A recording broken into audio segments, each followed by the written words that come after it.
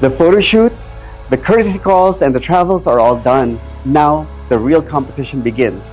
We begin with a preliminary interview competition where all of the judges will get to know each and every one of the delegates. It's not going to be the typical preliminary interview that we've done in the previous years. This year we made it more relaxed, we made it more casual, but because we want to know the delegates for who they are and what they represent. So come and join us and get to know all of the delegates a little bit more. You are a pet lover. How many pets do you have, and do you have a favorite? I have 3 pets. I have 2 Shih Tzus and 1 Japanese Spitz. And if you're asking about my favorites, I love them all because I know that they're also loyal to me and they're giving the same love to me. What are their names? They're Haru, they're Toby, as well as they're Hershey.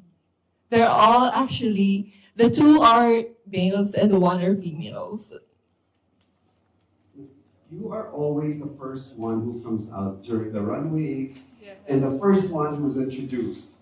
Did you expect that you would be the first, and how did that make you feel throughout the entire journey? Well, being the first is actually quite nerve-wracking. This is my first national pageant, but at the same time, I'm grateful and honored and privileged to be the first one starting the show. And I'm just enjoying every moment, every activity, every exposure. Because this is once in a lifetime opportunity.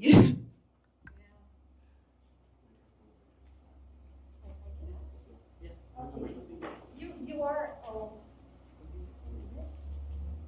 I think she can hear you. Yeah, you're cum laude in biology. Yes. I graduated cum laude in Bicol University. Wow, what do you eventually want to do with your life and career? Well, I'm planning to pursue medicine in the future if I have the opportunity.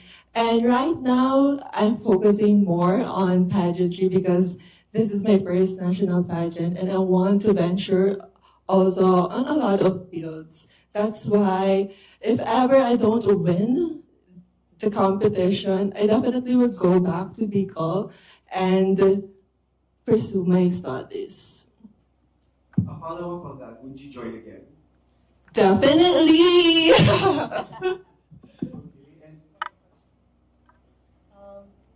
Come from Daraga, Albay. Yeah, there you go. Every time you wake up in Daraga, you see the beautiful Mayon. A lot of Filipinos have not been in Bicol, and last week I did a road trip around Bicol. Wow.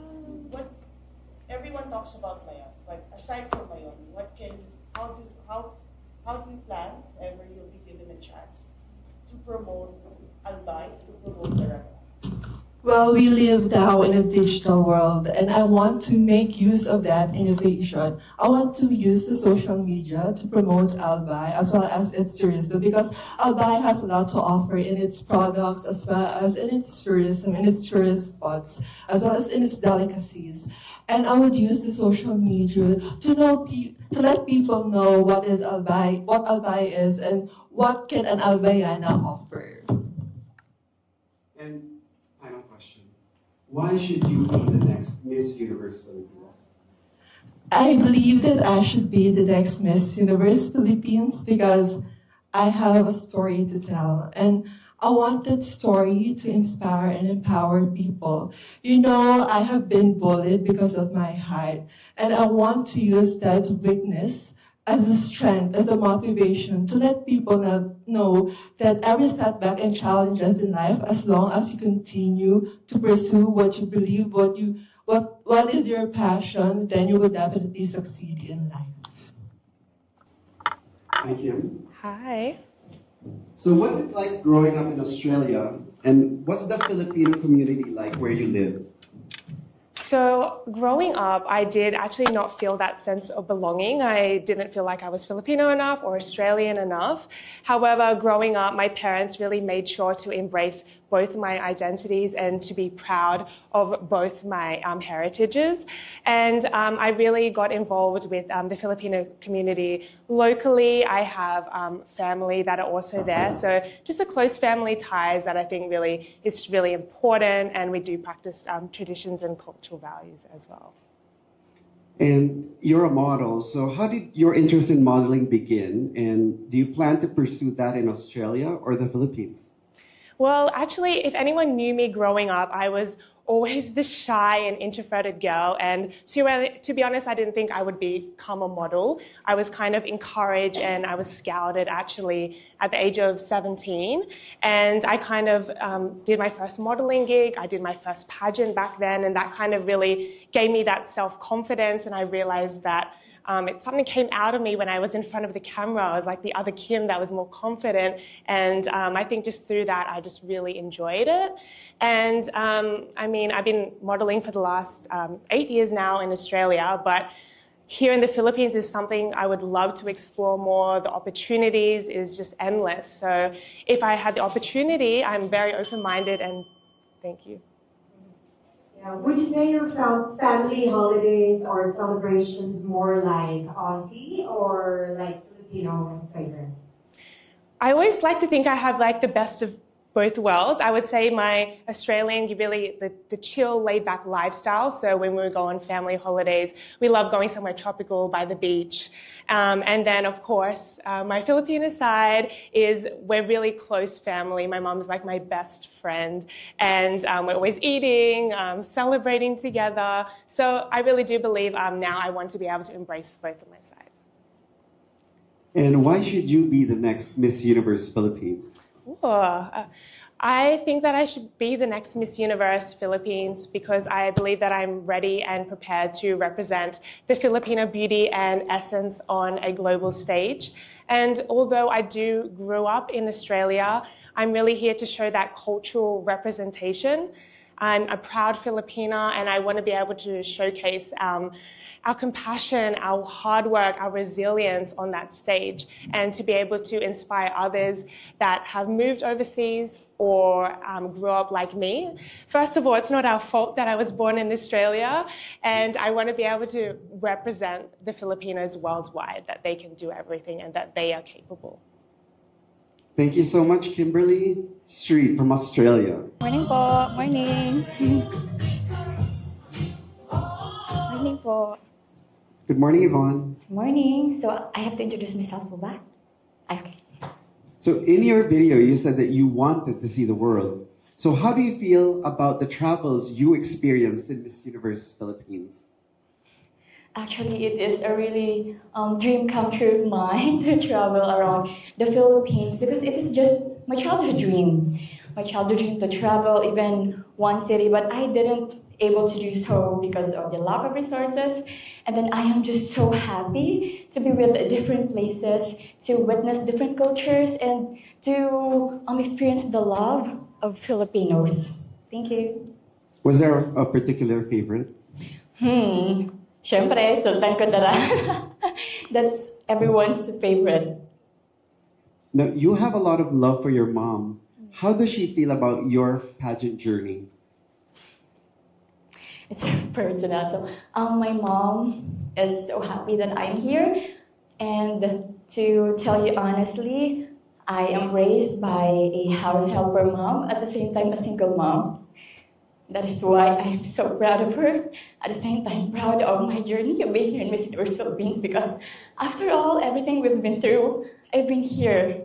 And I'm about to realize that dream, our dream, mine and my mom's dream. Thank you. What do you plan to do after graduating from tourism management?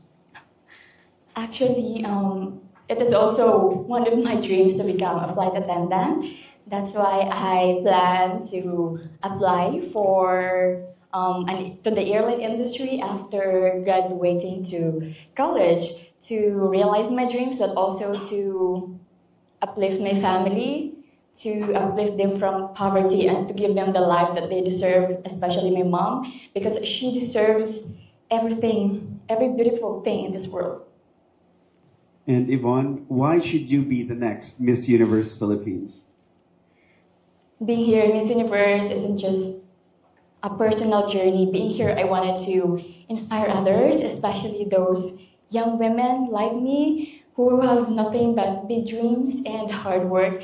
I want to inspire them that no matter where they came from, no matter what their background is, they can always realize their ultimate and that they deserve to realize their dreams, just like me And I want this journey of mine to become empowering, to know that we are always meant for greatness. Thank you so much, Thank you Yvonne so much. Catamco. Thank you. I'm so Bacolod sorry. City. I get so emotional, sorry. Thank you. Next, we have Victoria Velasquez Vincent from Bacoor. Morning. Morning, everyone. Morning. Hello, everyone. Good morning. Good morning, VVV. Hello. How are you all? We're good. So you shared, your mom shared that you were kidnapped at the age of 3. Now, how did they get you back? And since finding out that this happened to you, has it affected how you live your life? So I found out some new information because it was the first time that my mom and I had that deep of a conversation about it. When we filmed that Her Story video, and she told me about how when she was running around the market trying to find me, everyone there was pretending, they were quiet, they were pretending that they had no idea what happened or that they even saw me. But luckily my tita knew the area really well, and she was familiar with some people as well. And they found me just as they were, the kidnappers were about to put me in the car. So 1 second of difference really would have made a huge impact on my life and where I would be, or if I would even be here now. And has it affected the way that I live my life? Of course. For a long time, I was really disheartened by it, of course, naturally. I felt like I was betrayed by the Philippines in some way. Daldala ko, sorry. Now, in the past, this is your second time in Miss Universe Philippines, you declined a national title that would guarantee you participation in Miss Universe. So why compete in Miss Universe where there is no guarantee of the fate that you'll have? In Miss Universe Philippines? I declined it at the time because the title that I was given, Miss Universe Philippines Charity, is one that I held really dearly. I'm not here just to compete on stage. I'm not just here for superficial reasons. I'm here to really make a difference in our country, and I will always continue to choose the Philippines over and over again. And if that means that my future is not guaranteed, then that's okay. If I had have accepted Miss New Zealand, then I wouldn't be able to be here today. So it all happened for a reason. Do you think that the VVV that is here today is more deserving for the Miss Universe Philippines crown than the VVV back in 2021? 100%. Over the past few years, I really came to understand why I didn't win and why this beautiful woman to my left over here won. And the way that I can explain it best is you're really in true harmony with yourself if the way that you think, the way that you speak, and the actions that you make are in alignment with each other. And back then, I think the way that I spoke and like the things that I said and the things that I did were in alignment, but my thoughts weren't 100% in alignment. But over the past few years, I've really honed in on that, and I've managed to get myself into harmony with myself, and all three of those things are really in alignment. So yes, most definitely. And why should you be the next Miss Universe Philippines? The favorite question of everyone. You know, I see Miss Universe Philippines, the person, as the final piece of the puzzle, which is the organization, or the final cog in the well-oiled machine that is the organization. And she needs to be someone that can work along with the organization, someone that has a vision and a mission that is aligned with the organization. And for me, I believe that I'm that person. I believe that I'm easy to work with. I have the same vision that Miss Universe Philippines has, because like I said, it's not just about the superficial reasons, it's about making an impact on our people. Thank you so much. Thank you. Victoria Velasquez Vincent. Hi. Hello everyone. Good morning. Magandang araw po. Hi. Good morning, Tara. Please have a seat. So, Tara, you lost your father a few years ago. Many young people face such a loss at a young age. What advice do you have for them on how to deal with grief and sadness? Alam niyo po, pagdating sa grief, you can really never escape it. But you can still overcome it.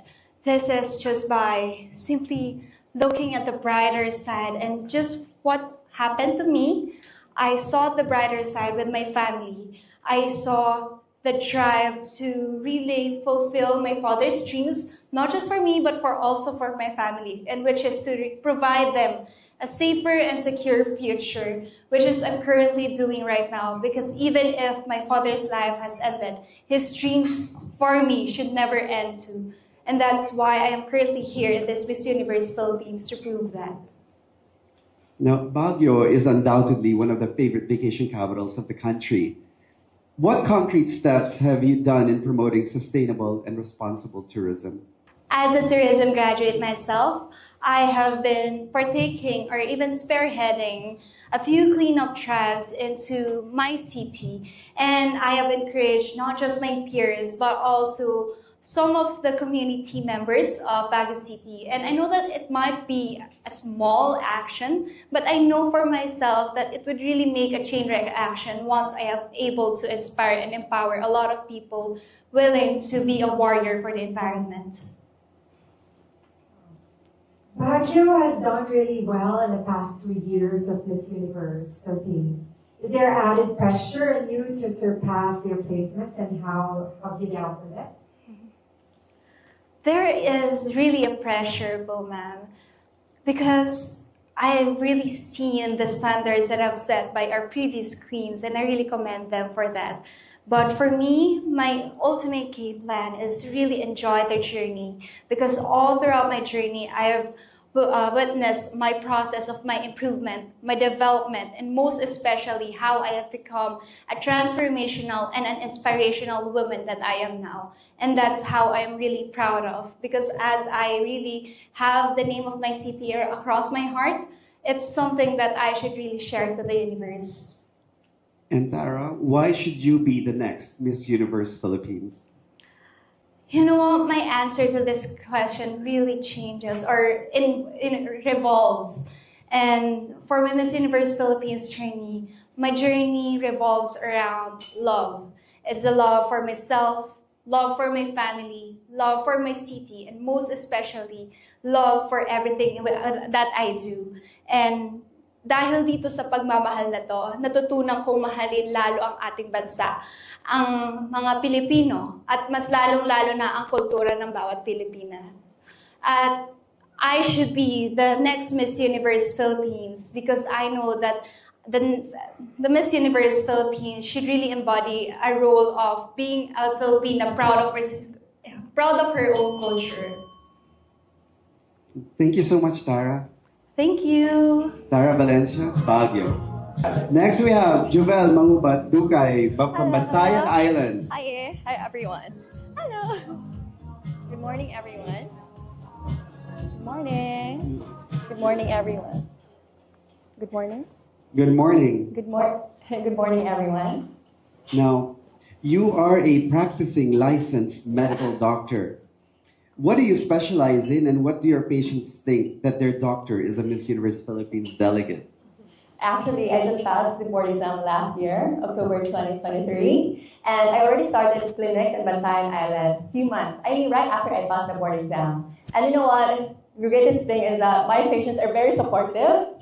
They have been even sharing my posts, and they've been commenting like, "Doc, laban tayan, laban Doc." And it really fills my heart with so much gratitude, because they're not just seeing me as a doctor in Bantayan, but someone influences them to be good. And you know, one of the reasons why I want to be a doctor, because I want my patients to smile at me saying like, "Doc, salamat." And that already happened. And I'm planning to continue that until the end of my life as a doctor. Now, Juvel's Budad, tama ba? Juvel's Budad. Buwad, sorry. Is your very own dried fish brand. Yes. How did this begin, and how is it doing, and what kinds of fish are they? Actually, isa talaga akong, let's say, madiskarte sa life. Yung time when the pandemic came, wala talagang income. I've been hosting, I've been doing events, but I don't have events for that time because pandemic. So I went home in Bantayan, spent a year there, still continuing my med school in 3rd year. So nag-online selling ako. I found like anything. Buwad is dried fish. And it's one of the famous, that's one of the products in Bantayan Island we are very famous of. And I could really bring something for you guys. And you know what?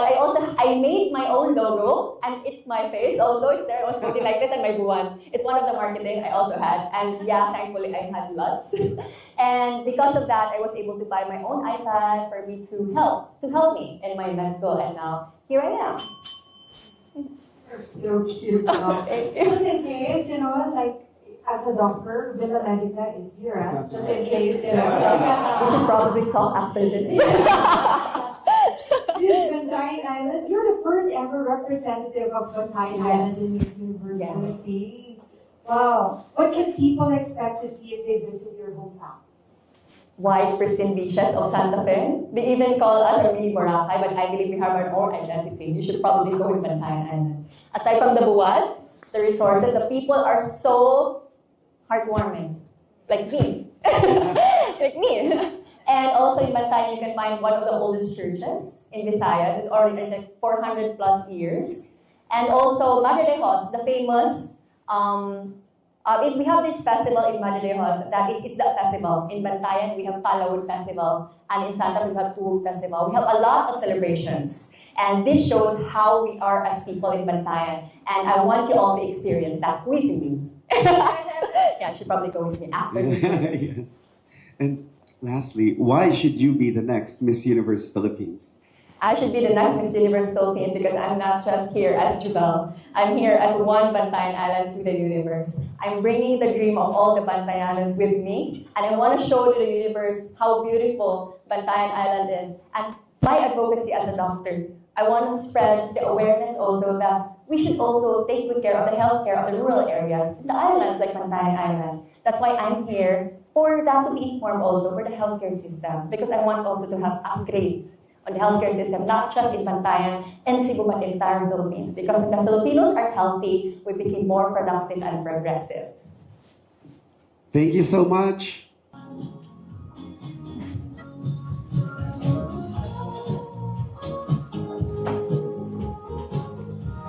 Hello, good morning everyone. I hope you're having a good day. Yes. Yes. So, how did your Isang Lapis, Isang Papel initiative start, and why is it important to you? Isang Lapis, Isang Papel, unang baitang para sa kinabukasan, started 13 years ago, I think, because my aunt was teaching in an elementary school at Batangas City before. So 13 years ago that started. And she has this story where some of the students doesn't have much resources for school and also food during break. So that really touched the hearts of my parents and made them start this outreach program. And it's really close to my heart because it made me realize that I have this privilege and this love from my parents, that they gave me this way to make my dreams come true. And I want those children who are in need to also make their dreams come true by just helping them, even the smallest thing. Now, how would your friends describe you, and what activities do you enjoy with your friends? Oh, I am a very quiet person, but once you get to know me, I am really talkative because in Batangas, we are very loud people out there. You know our accent, ano ga, eh di gayon nga. So that's something that I have in me. I'm always very shy and very quiet, but once you get to know me, we can have this full-on conversation. And one thing that I always do is to just talk. I know quality time is very important to me, and that's always what I do with my family and friends. Can you share with us a very interesting fact about you that you haven't mentioned in any videos or interviews? So my mom and my sister is also a beauty queen. They joined pageants at Batangas City before, and I always believe that it's my sister who will be going a long way in pageantry. And I was just very shy before, and I was not able to answer questions when I was still young. And I thought maybe pageantry isn't for me. But then things changed because I built myself and I grew to the person who I am now. And I am so proud that I was able to transform myself, because as a Miss Universe, you should be a transformational leader. And you should start within yourself. Learning how to transform yourself is something that I'm really proud of. And I am carrying my mom and my sister with me. And why should you be the next Miss Universe Philippines?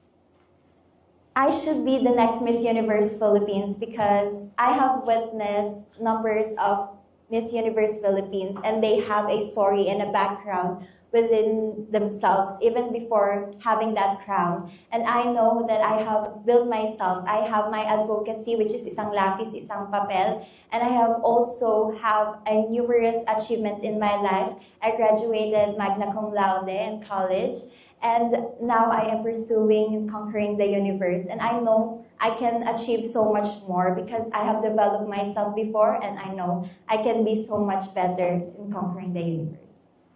Thank you so much, Maristela Lat, Batangas. Thank you so much. Hi, everyone. Good morning. Please have a Good seat. morning. Maanyag nga adlaw sa tanan. A very good morning to everybody. Yes. So, you are an artist and love art. That's right. Which Filipino artist do you admire most and why? Oh, I would have to recognize the youngest and the only Filipino artist that we behold in Bohol, which is Omar Solo. He is actually the father of modern Philippine sculpture, and his artworks are all over our museum. And if you would visit the province, I would very much love to take you to our museum to see his sculptures. You were responsible for the Trash to Life advocacy in collaboration with the Tagbilaran government. What inspired you to start this? When I started pageantry, I really want to offer and devote my talent and give back to the community. So I thought of something that beholds not just, of course, doing arts and painting, but of course, providing a livelihood to people. So in collaboration with the city government of Tagbilaran, this initiative from our mayor is actually hiring women and out-of-school youth from our city in the province of Bohol for them to work for us in a livelihood center. And what we do is we curate everyday items using 100% recycled plastics, and we sell them all over the province, and of course all over the Philippines, and 100% of the proceedings goes back to them. So we are practicing sustainability. I love what you're wearing today. Thank you. Anyway, what art pieces do you create and what inspires these pieces? And maybe you can share where we can buy these pieces of metal. Well, I focus mostly on visual arts, so my pieces are made of charcoal and oil acrylic, and I would really love to depict life and realism into my paintings. And of course, you can visit my Instagram page, that is Blanca Paints on Instagram, and I could offer you one of my pieces as well. And lastly, why should you be the next Miss Universe Philippines? I am a big believer that the Miss Universe Philippines platform does not only need a woman who can speak, inspire, and who is passionate, but also has a track record of serving Filipino people. And I am very blessed to bring the element of my creativity and talent here in Miss Universe Philippines. So I do not only represent my dreams, but the dreams of every woman and child around the Philippines, and push for my advocacy. And that combination of creativity and public service is the best element to win Miss Universe Philippines. Thank you so much, Bianca Gaviola. Thank you, everyone. Bohol. Why is Project Babae very important to you, and what does it actually do? Project Babae is a cause close to my heart. It is a story of my mother who was abused before then, but she survived and she stayed resilient all throughout, and she raised me to become a greater woman. And this woman is starting to become a butterfly who is exploring. And I want to share Project Babae all throughout the universe to inspire others to become resilient and to help them create a safer space, to help those who are abused, women and children out there. And hopefully and thankfully, through the Miss Universe Philippines platform, I was able to do this. I was able to reach a lot of people. You're a fourth-year biology student, and you plan to take medical school. Do you know what medical specialty you want to pursue? Well, I want to pursue surgery because I want to help a lot of people. My grandfather was, he had a health problem back then, and he was waiting for surgery. And I wanted also to help him, to be able to help him. However, he passed away. And so I wanted to be a lesson also for me to help others who are in need and to inspire others through my grandfather's story. There are many travel enthusiasts watching. Where would you recommend for them to go in Bukidnon, and what should they expect when they visit? Bukidnon is a very majestic place. It has majestic mountains. It has very wonderful landscapes. And if I were to tour someone, I would allow them to see the beautiful wonders of the Lake Apo in Valencia City. It has such majestic green sceneries, and it takes the culture and the heritage of the Bukidnon people. You can see its culture and traditions through the Lake Apo. And why should you be the next Miss Universe Philippines? If I were to answer that question, if I were to be the next Miss Universe Philippines, it would be because of my resilience.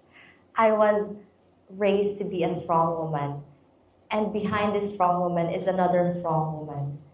And because of that, I want to inspire others to become a strong woman themselves, because a strong woman raised me, and I am one. Thank you so much, Natasha Baluyo, Bukidnon. Thank you. Good morning. So, as a child, you mentioned that you were bullied for your skin color and hair type. But at 14, you suddenly became a model and praised for your beauty. How did this impact your life and your growth? It has impacted in so many ways. My mother actually was, who inspired me to be at myself. She told me to always believe in myself.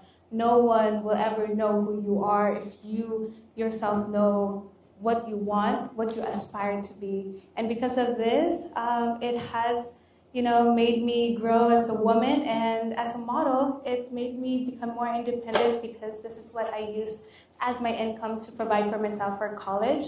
It gained more relationship with my friends, with the people around me, and here I am to be faced with all of these leaders in front of me, believing in myself, and I'm really excited for that. Thank you. You mentioned that you have a deep passion for music and dancing. What type of music do you listen to, and what type of dance do you enjoy? So I love anything that makes me dance. I'm that type of person that, would love to just have fun, laugh around. And this morning, it's so funny because I listened to our song Sultan Kudarat. It was our song of tourism song when we were in Sultan Kudarat, because it just has a really fun vibe to it. And this morning I told myself, I just want to have fun. I want to be myself. I want to do and listen to the things that I want. So listening to that had, kind of helped me boost my confidence here. Chelsea, you look like a Disney princess. Thank you very much. Thank you. You entered pageantry since your high school. Were your parents supportive of your decision to join pageants, and how have they been through your Empire.PH journey? My mother and my dad, they have supported me in everything that I want. They have never told me to not chase for my dreams. And when I told them that it's about time for me to join Miss Universe Philippines, they were all supportive. They were the most supportive, actually. And I know that even through this day, they're still with me ever since the beginning. They have been there. My mom and my dad were my personal assistants. They were my stylist. They were even my makeup and hairstylist. I know my dad has been there. I love it because, despite everything, the challenges that will come my way, I know that they'll be there. So your dad did your makeup? No, I'm just kidding. Well, he touched my lashes. Okay. So why should you be the next Miss Universe Philippines? I know I am the next Miss Universe Philippines because I have that heart. I have the relatability to be influential to a lot of people with the voice, with the action that I am most passionate about. It is through the education for the youth. You know, this is what I really want to pursue. If I could be that Miss Universe, it will open so many opportunities for me so that I can be a change for our nation. Thank you so much, Chelsea Manalo, Bulacan. Thank you, everyone. Have a great day. From Cabanatuan. Hello po, magandang umaga. You highlighted the bullying you received from social media. After having been a Miss Universe Philippines delegate and so close to the finals, how have you dealt with the social media during the pageant? Okay. So little you don't know po, I joined local pageants twice and kahit yung last pageant ko is hindi ko pa rin nakuha yung corona. So I am super blessed na nirepresent ko yung Cabanatuan City for Miss Universe Philippines. And now, about the bullying na naranasan ko, my MUPH journey helped me to be stronger. And, you know, I know that my journey will inspire other women, lalo na yung nakakaranas ng cyberbullying, and to cope up and overcome it. Thank you po. You sold lunch meals to support your studies. How did you come up with the idea of selling lunch meals at your school to support your studies? And just share with us a story of how you prepared it and how much you prepared. Parang bigla ka naging emotional for that question po kasi galing ako sa simpleng pamilya lang and kailangan namin talaga mag-double kayod para mapag-aral kaming tatlo. And yun nga, kailangan ko magbenta ng ulam sa school para makapag-provide man lang kahit sa allowance ko. So, sa morning, before ako pumunta ng school, is pine-prepare and nagpapa-order na ako online sa mga classmates ko po. May specialty ka? I really salute you for having that very good heart. Okay, after you finish your tourism management course, what do you plan to do in your career? Okay, before I joined pageants po kasi is nagmo-model po talaga ako. So gusto ko po siyang i-pursue if hindi talaga sa akin yung pageant. Gusto ko talaga maging model. What's your height, Daniel? Po? What's your height? 5'8" po. So why should you be the next Miss Universe Philippines? Okay. I'm the next Miss Universe Philippines because I am brave. Matapang po ako to win the crown and to inspire other women na to out of her box na mag-out siya sa comfort zone niya na meron pa siyang ibubuga. And I'm sorry. Hello po. Thank you so much, Danielle Alcantara-Villar, Cabanatuan. Yes. So Lynn, you are one of the youngest delegates at 18 years old. Yes po. Your father worked and your mother worked abroad and you had to take care of your younger siblings. Mm-hmm. How did this mold you into the woman that you are today? Well, my parents is a loving parents and I really instill in me the values and principles that they gave me. And as an older sister, I really have to take care of the responsibility. And actually, I am the middle child, but unfortunately, my elder brother died when he was still a child. He is a premature. So I take the responsibility. I'm not just a woman, a young woman, but also a man in other way. And what inspired you to advocate for body positivity and diversity? Oh, well, really, my first ever pageant is like a set on because I have many insecurities in my physical appearance. I have my scars, I have my own flaws, but I learned to love them all because it is who I am that made me today. And I love your hair. It's so sweet. Thank you so much, Ma'am Crystal. You're pursuing a tourism management course. Yes. Which of the travels during your Miss Universe Philippines journey has been most memorable? As traveling around the Philippines validated your choice of college course? Mm-hmm. Oh, of course, because as tourism is my second choice aside from psychology, and experiencing those different destinations, especially in Sultan Kudarat. It is part of Mindanao, so I'm really glad that people, and they're so hospitable and caring. And lastly, why should you be the next Miss Universe Philippines? I believe that I am a modern and also a traditional woman. I have the principles, and I am really having this thought when I was still a child of what it is to become a pageant beauty queen. And today I have this experience and opportunity, so that is makes me who I am. Thank you so much. Thank Lynn you. Lomongo, Cagayan de Oro. Thank you. Hello. Good morning, everybody. We have Stacy Daniela Gabriel Cainta, one of the shyest contestants. No, yes, absolutely. You're about to find out, Miss Crystal. I'm very shy. Now, okay. Senior citizen PDLs are an advocacy that is very close to your heart. Though some may wonder why devote your time to inmates who have wronged society. Why do you feel it is important? My grandmother left us this legacy of bringing God's light into the darkness of prison. And I believe that no one is beyond redemption in God's eyes. And when we radically accept others, we can then radically accept ourselves. Because when we bring God's light into the prison walls, hope, transformation, and love can prosper. I see that you looked at me when you said beyond redemption.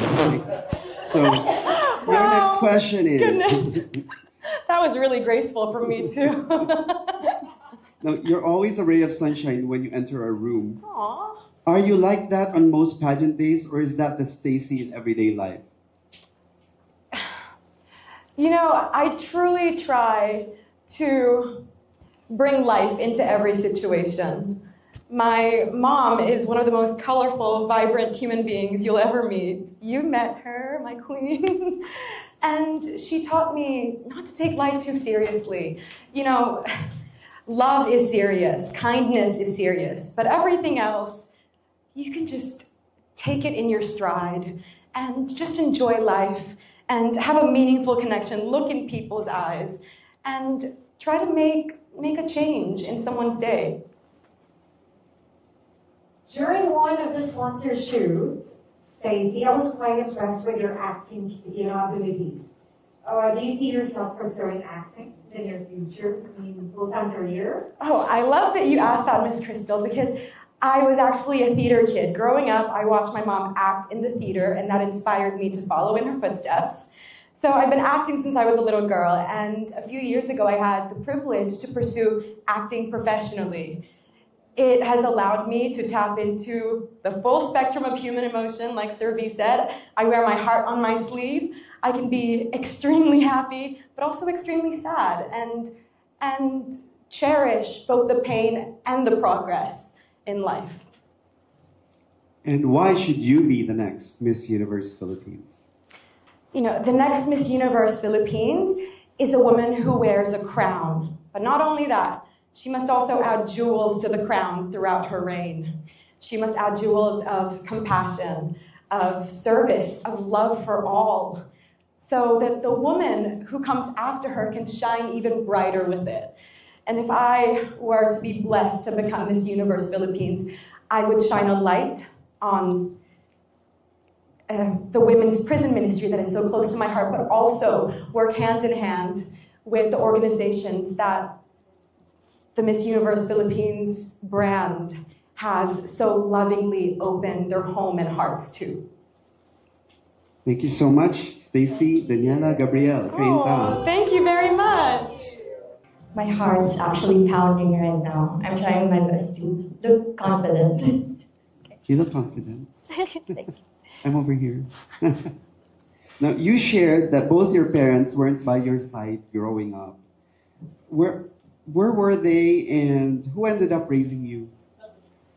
My parents were teenagers when they had me. Actually, my mom was just 15 years old, which is why they decided to almost abort me, but it wasn't something that happened, so they decided to put me up for adoption instead. But when my Lola saw me, she decided to keep and raise me. And that's why I grew up with my Lola along the way. You take great pride in being a self-supporting student and now a successful business owner. How do you convince kids to take their studies for granted, who take their studies for granted despite being fully supported by their parents, to take it seriously? As you all may not know, it's really, really hard to grow up without having both of your parents.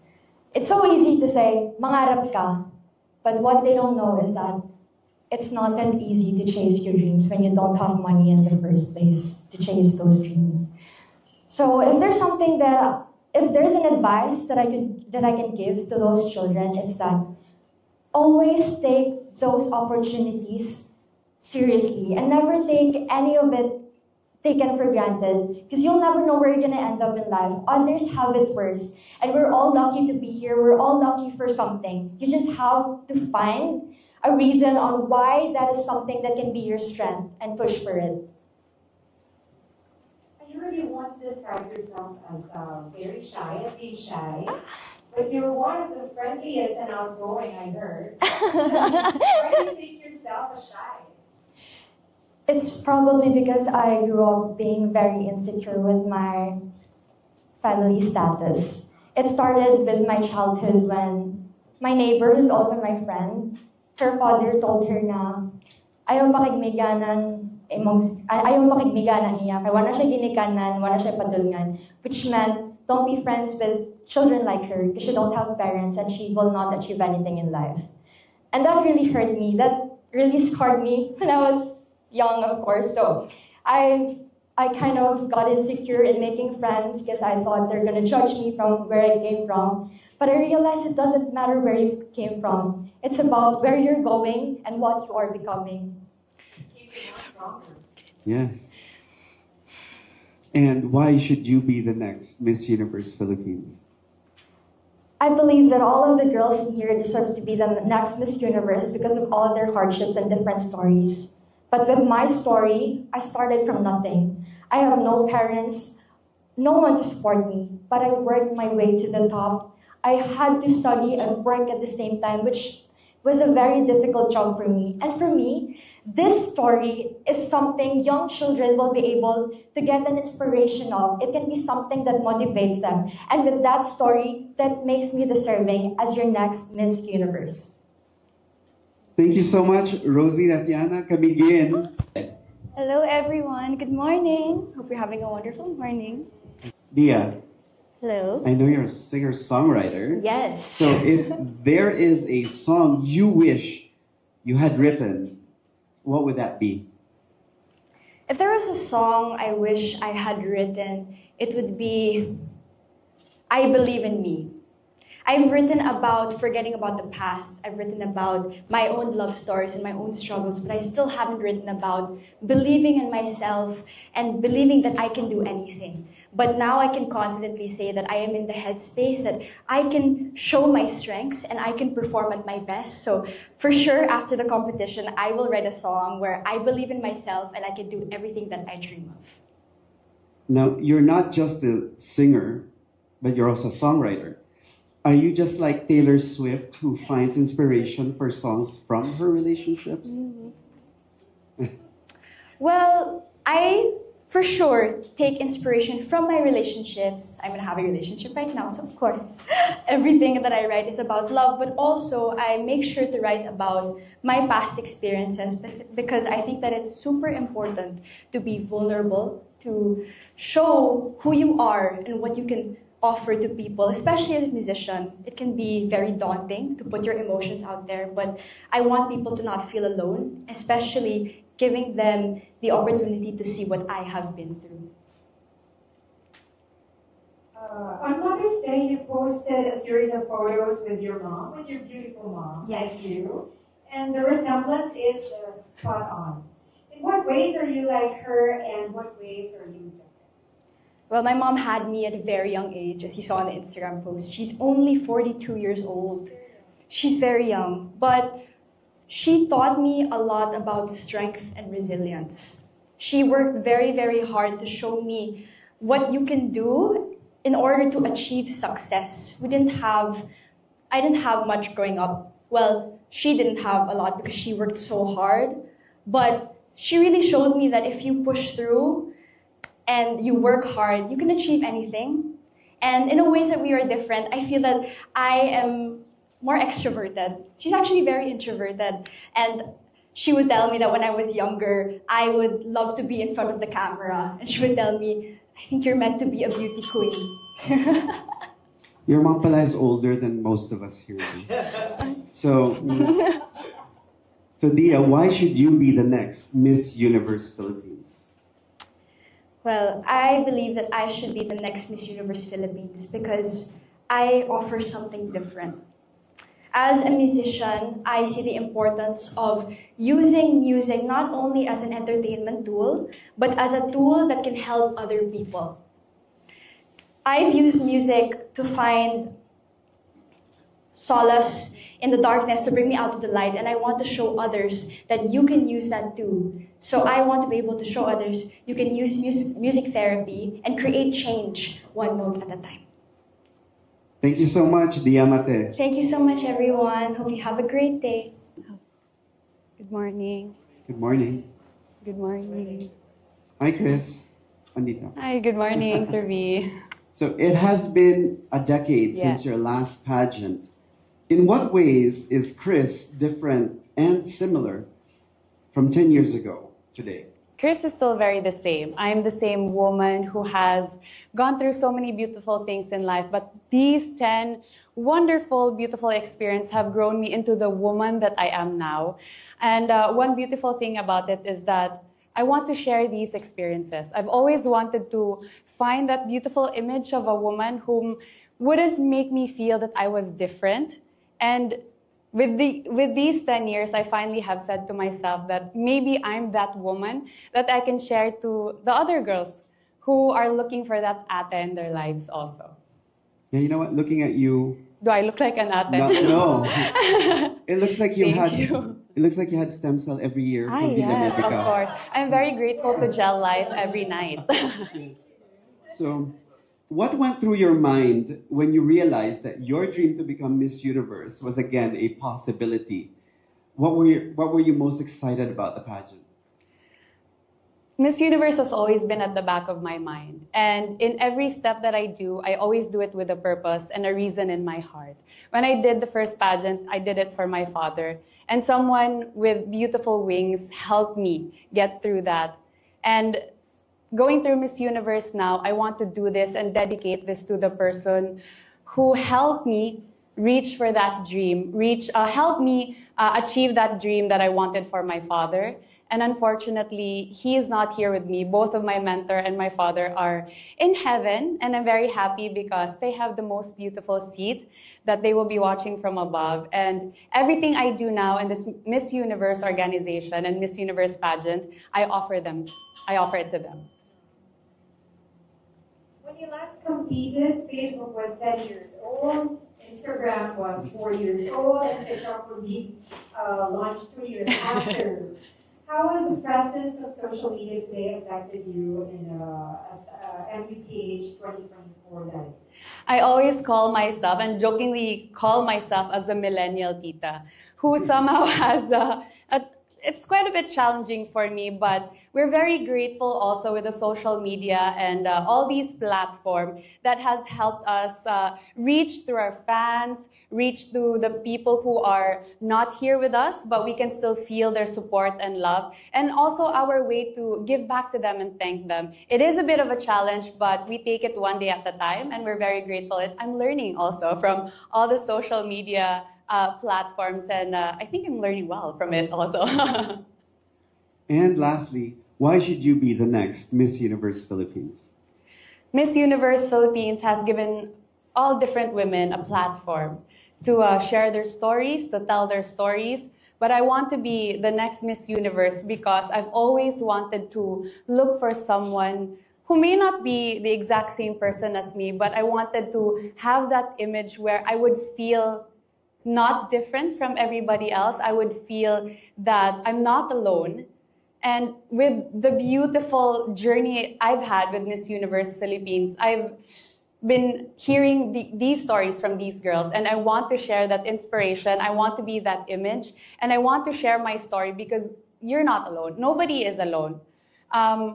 It can be a beautiful story to tell and a beautiful story to share to everybody else. Thank you so much, Christopher Hudson. Thank you so much. Hi, hello, good morning, everyone. Good morning. Good morning. So, you are an aerial and pole dance instructor. I'm sure that many in this room are. Thank you. I'm sure there are many who want to do this. What got you into that, and what advice do you have for those who are interested? Well, I love that a lot seem to be interested. I got into this because, well, I switched into a healthier lifestyle. And one of the ways that I really found is being able to exercise the way that you want to. And that's through the artistic expression of aerial dancing and pole dancing for me. And of course, to everyone who wants to join, I will tell you it's an amazing thing. And you would be surprised that most of our students are not my age or younger. They're actually mostly moms and middle-aged women. And I think that's just amazing, and there's just strength that they really show that is not the typical strength associated with women. So you won an acting award at the Mindanao Film Festival. Is acting something you want to pursue, and what kind of roles would you like to play? Yes, it is something that I really wanted to pursue as a child. I had two things that I had dreamed of, my wildest dreams when I was a child. One was winning a crown as a beauty queen, and two is winning a Best Actress award. And for some reason, the universe aligned and gave both to me. I won the local pageant, and I won the Best Actress award for Mindanao Film Festival. And of course, I'm very interested in roles that are challenging. Who doesn't love a good challenge, right?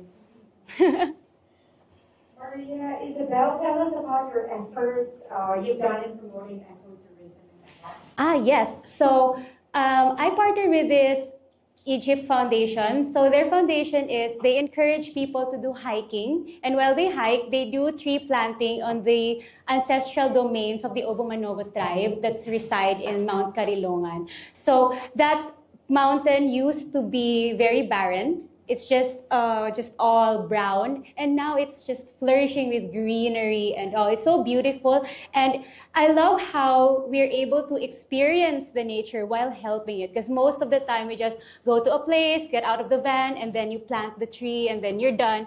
But instead, with those efforts, with working with them, you get to experience nature and also the culture, because you get to, say hi to the community, you get to see the children dance and everything. And why should you be the next Miss Universe Philippines? Because when I get there on that stage wearing the sash of the Philippines, it wouldn't be about me or my dreams or anything that's very personal, but rather I would be thinking of all the Filipinos, their hearts, their concerns that I could bring to that universe stage. It's because I'm a proud Filipina, and I won't do anything that will tarnish that identity, especially if the universe dictates that I be on that stage. Thank you. Thank you so much, Maria Isabel Pelayo, Davao Region. Good morning. Good morning, everyone. Good morning. So, Joanna, what inspired you to share the domestic violence that you experienced in a national pageant, and why is that important to you? First and foremost, good morning, everyone.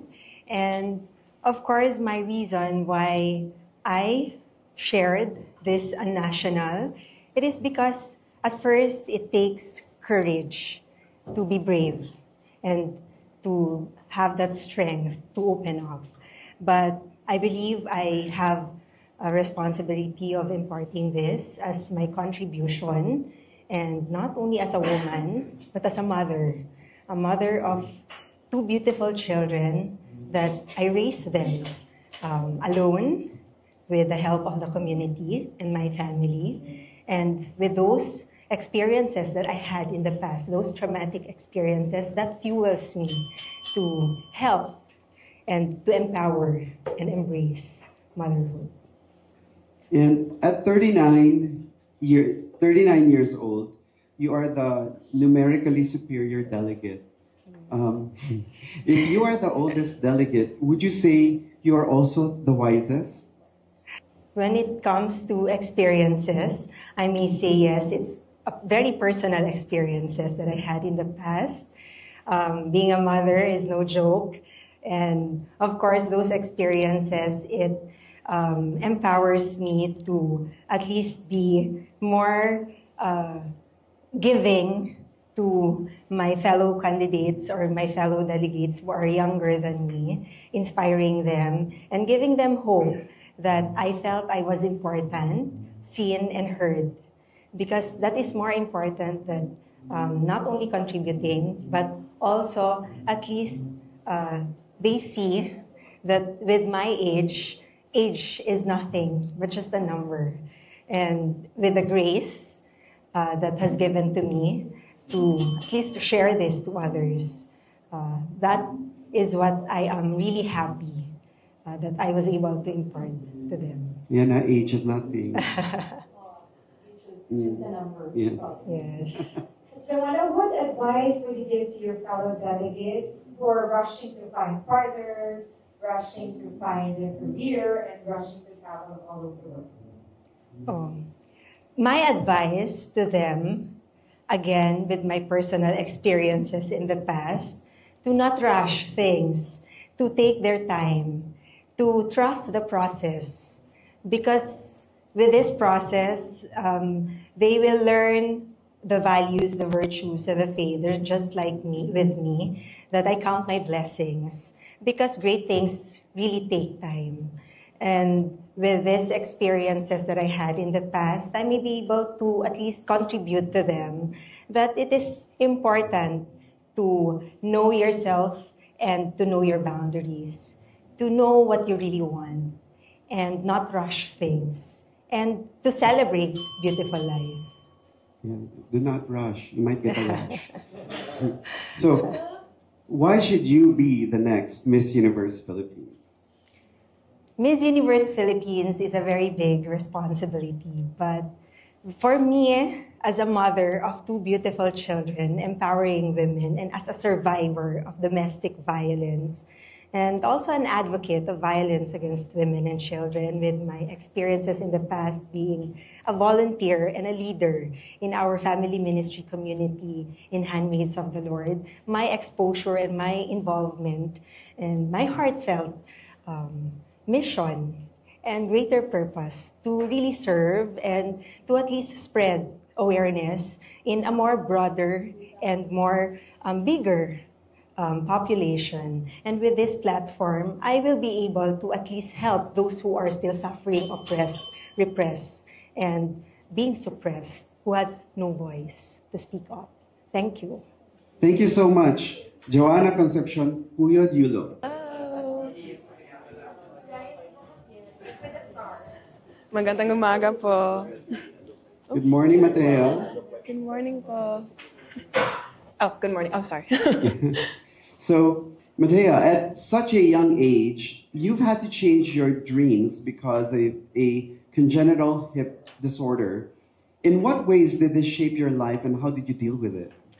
Well, yes, I grew up as an athlete from the start of 5. I was running track, and I thought I was destined to be an Olympian. But after being diagnosed, I faced so many challenges with my mental health, struggling with depression and anxiety, and really just fixating on what I couldn't control. But what I learned from those lessons is that all you can do is focus on your thoughts, your actions, and what drives you. And through that process, I learned in just trusting in myself and believing in my capabilities, and knowing that even though I didn't live the life that I envisioned for myself, there's something that is bigger and I am destined to live for. You are on full academic scholarship at the University of Florida. What are you studying, and what do you plan to become in the future? Right now, I am studying behavioral and cognitive neuroscience, which is a fancy term for psychology, on the pre-medical track because I am aspiring to be a trauma surgeon. After having 3 hip surgeries and being in and out of hospitals or just doctors' rooms, I really want to reciprocate the care that they gave to me and just have just a positive impact on people and be able to give that same care and love and attention that the doctors gave to me. I love the color of our traditional Filipino. Thank you. Thank you so much. How has joining Miss Universe Philippines in pageantry helped you in your life goal? Well, as I said before, my life goal was to be an Olympian, but it has really taught me that there is so much more you can be destined if you just take that new opportunity and you take it with an open mind and being able to just know your capabilities. I think before I joined pageantry, I was settling for a life that I was just settling for a life. And now coming here, I realize I have so much more that I can give. I have such a platform to be able to inspire change and just really give light to the little girls who see themselves in me. And I'm very glad that I was given this opportunity to be here in pageantry. And why should you be the next Miss Universe Philippines? Well, as I sit here right now, some may say that I do not look like the typical Filipina, but that did not deter me from going after this crown and going after my dream. This platform is a platform to inspire and invoke change. And I want all the women and little girls who see themselves in me, the morenas, the people born with congenital disorders, people with disabilities, know that there is no limit to how big we can dream. And I want to be that beacon of hope that just because we may be different doesn't mean we don't belong. Thank you. Thank you so much. Thank you so much. Matea Mahal Smith.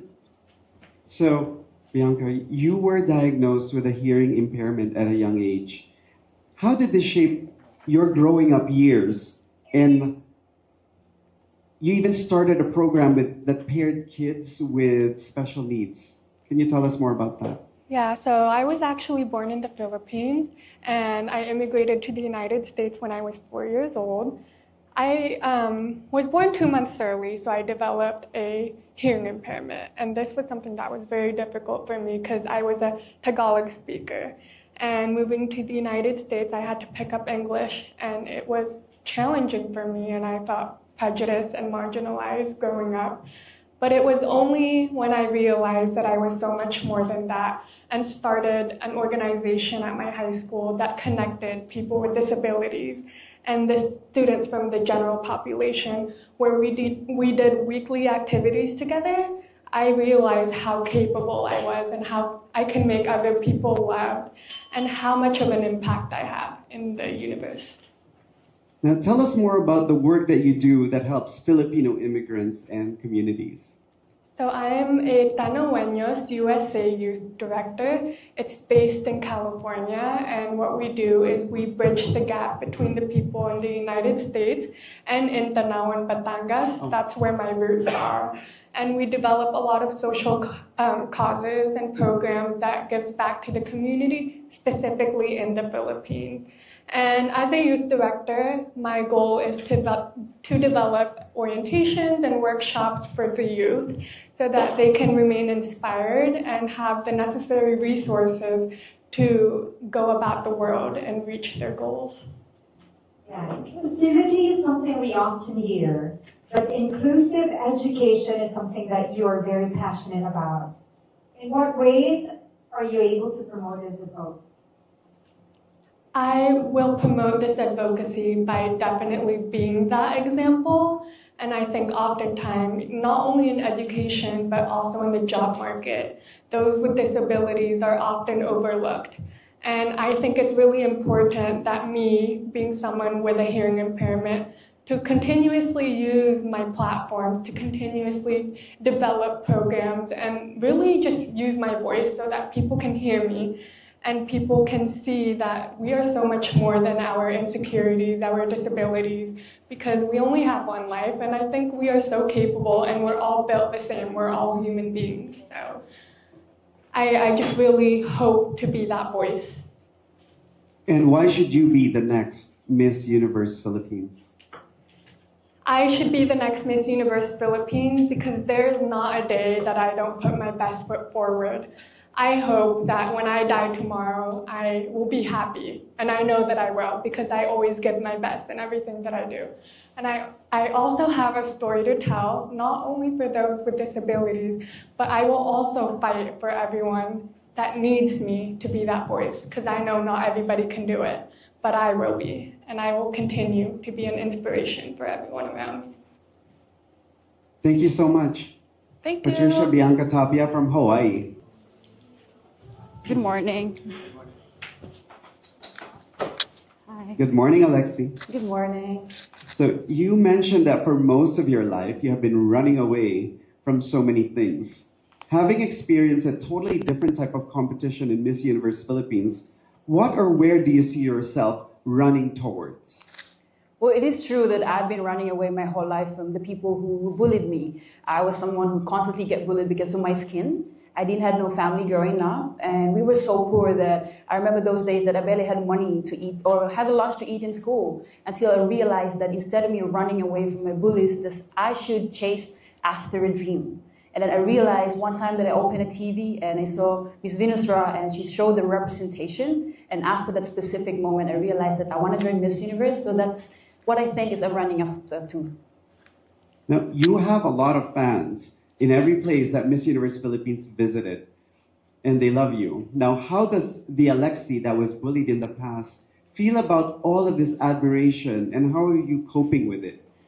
I think the little Alexi will be really, really proud. I mean, knowing that the people of my skin before were someone who's often really get bullied and harassed, physically abused, and right now we are being celebrated and represented. So the Alexi right now is doing the very best that she can to represent not only the little Alexi that I was, but every little Alexi out there that had a dream and wants to represent everyone.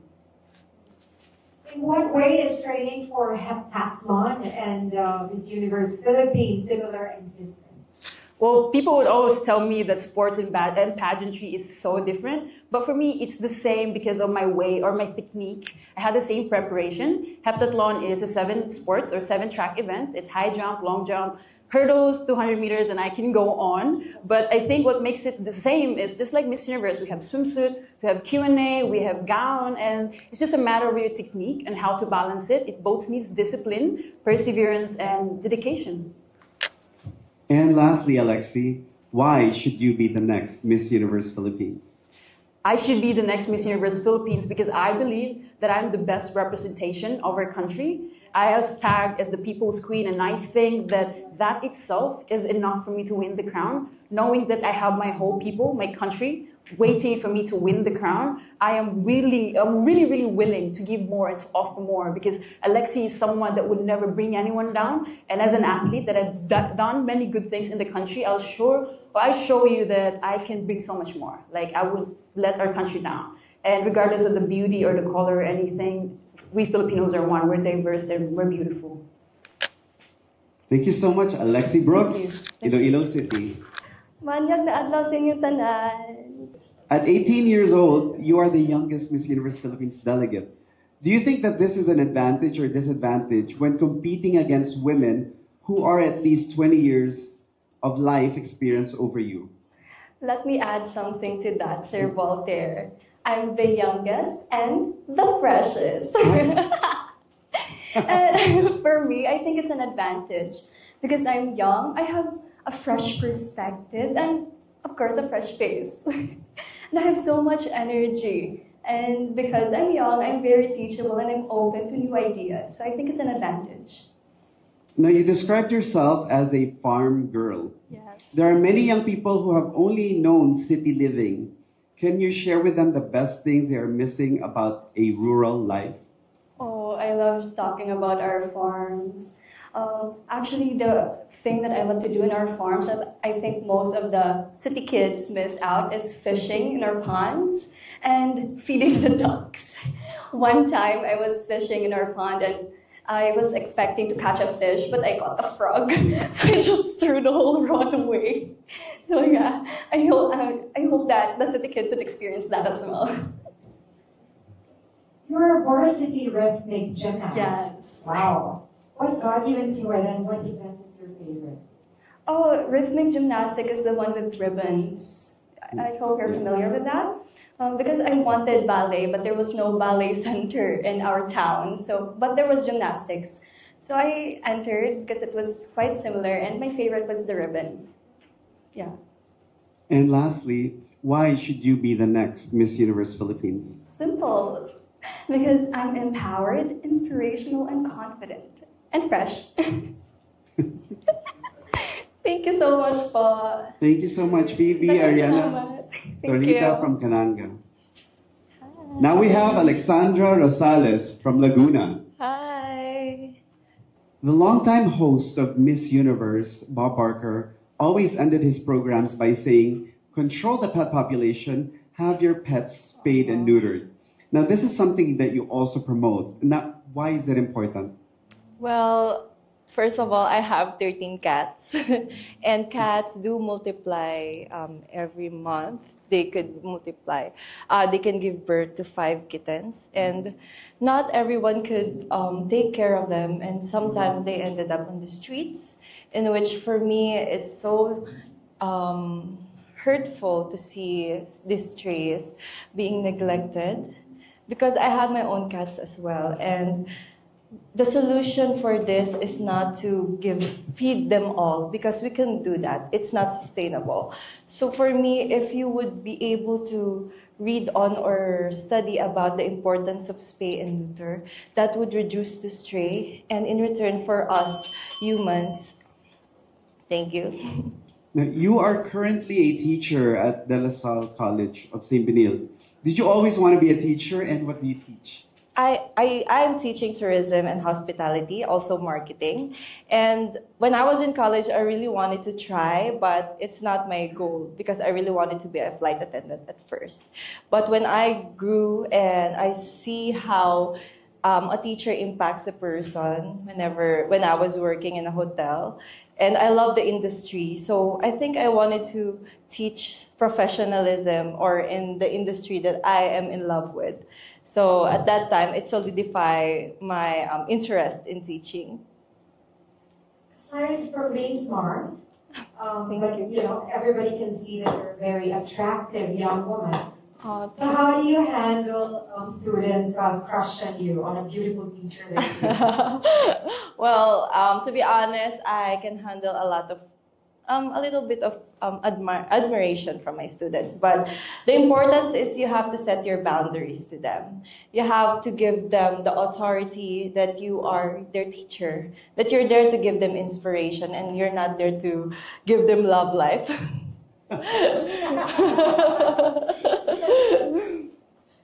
Why should you be the next Miss Universe Philippines? Well, I should be the next Miss Universe. Yes, of course, everybody deserves the title. But for me, I have learned that I am really a goal setter. Whatever I put my mind into, I do it. That's why I ended up teaching. I'm actually currently taking my master's degree right now and just finishing my thesis. And I am proud that, that I am really a goal-getter, that whatever I want, I will do my best to get it. And I think that's one thing that a Miss Universe should have, that they have to do whatever it takes to get the crown, and that girl is me. Thank you so much. Yes, words of wisdom. Now we have Angel Rose Tambal from Leyte. Hi, good morning, everyone. Good morning. Oh, wow. So, why did you describe yourself as a miracle baby? Many people do not know that because when I was born, my mother suffered from a medical condition called meconium stain, or in layman's term, it's long labor. So basically, ever since then, I've been so grateful with life itself and been living the most out of it. Now, your engineering career is a serious business. But what does Angel do for fun in Leyte? Oh, many people do not know that I'm actually tagged as a singing engineer. Maybe if we have the time, I can sing some songs. But yeah, I do singing for fun, but it's also my passion. And when I was in college, it was one of my sources of living that helped me go through college. Is an engineering career focused in government agencies a lifelong passion? Or do you plan to move to private companies and possibly work abroad? My family, most of us are actually civil engineers, but it helped me to decide to pursue engineering the moment that we were devastated by the super typhoon Yolanda way back in 2013. It helped me understand the power that I can hold with the knowledge and skills that I'll be getting. So I decided to work in a government agency because serving the public gives you a fulfilling job. It's not just about doing your best, it's actually contributing to the betterment of your society, and one of it is to be responsive to the needs of the fellow Filipino people. And lastly, why should you be the next Miss Universe Philippines? I think I deserve to be the next Miss Universe Philippines because as someone who came from the province, many people have that misconception that everything is laid back. But I want to be that queen who incorporate preparation, tenacity, and determination, that anything in life, even though it seems impossible, everything will be possible. Thank you. Thank you so much. You shared that hair loss has contributed to your challenging growing up years. How did you cope with that, and what have you gained from hair loss? It is actually the darkest phase in my life. Experiencing hair loss is not something normal because all of the girls have beautiful hair, nice attributes, physical attributes matters nowadays. But for me, having my hair loss journey really helped me a lot, especially through my confidence. What I did was really took the time. I just had to restart. I stopped schooling for a while, but with the help of my family and of course God, I took the time to restart to self-care, and I took the time for treatment and as well as prayers. It really boosted my confidence and made me who I am today, chasing my dreams, becoming a Miss Universe and a youth leader. Now, you completed an entrepreneurship course in UP Diliman. Tell us about your entrepreneurial ventures. I am so happy and proud to announce that I'm a fashion events producer. Actually, one of the youngest fashion events producers in the Philippines. And I'm just so incredibly proud that what I have achieved at such a young age. I hope to inspire a lot of children at a young age. You should already focus on knowing what you really want to do in your life. Because, you know, they say age is just a number, but you're never too old or never too young to chase your dreams. And I'm happy also to announce that I have an upcoming fashion shows, and I'm still working as of now in my business ventures, so I'm really juggling my schedules, making it to the top here in Miss Universe, and as well as producing a successful show in the next few days. Beautiful year you have here, Ricky. Anyway, what inspired you to become an ambassador for education in the Area Foundation? I truly believe with the power of education. My family really did so much to be able to enroll me to a good university as well as international school when I was in high school and elementary. And I really appreciate them for that. I really love my parents so much for doing so. So much effort to enroll me to that school. And it is because of the background of my parents. When I was younger, I struggled a lot because my parents really worked hard. And it's not very easy to earn that money to provide my schooling and my educational needs. So when I was younger, my dad finished high school and as well as college, struggling a lot financially. And my mother used to sell cigarettes to be able also to provide her own money for her education. And why should you be the next Miss Universe Philippines? I should be the next Miss Universe Philippines because what sets me apart from all the beautiful delegates here is I truly have this compassionate heart. I am that person who loves to give and also to receive. I bet all of you also loves to receive something, especially those little surprises, but this compassionate heart of mine, I really would love to take it to the Miss Universe level. This aspect would really bring so much inspiration, and I'm that type of person, without even talking to you, I already know if you need something or if you need help. And this is something that's very important to become the next Miss Universe and as well as a leader. Thank you so much, Ricky Abuel de la Peña, Lukban. Next we have Victoria Leslie Ingram. So you lost your mother at the age of 3. If your mom was here today, what do you think she'll say about you being a Miss Universe Philippines delegate, and what would you tell her? Oh, it's a very funny story. I can remember my relatives would tell me when I was younger, she would clap her hands and she would pretend that I'm walking the aisle of Miss Universe. And it's funny to think because I'm finally here, an official delegate. And when I was in Ireland, I remembered my family and I were talking, "Manood kayo tayo live ng Miss Universe Philippines." And now I'm here, not watching live, but actually part of the official Miss Universe Philippines. And I'm sure that she's proud and beaming with so much joy that I'm finally making her dream come true. Now, you are a very talented singer and have joined national singing competitions. Was becoming a nurse a backup career path choice, and is being a singer still something you dream about? Being a nurse was something I've always wanted. My mother was also a nurse. Most of my family was part of the medical background.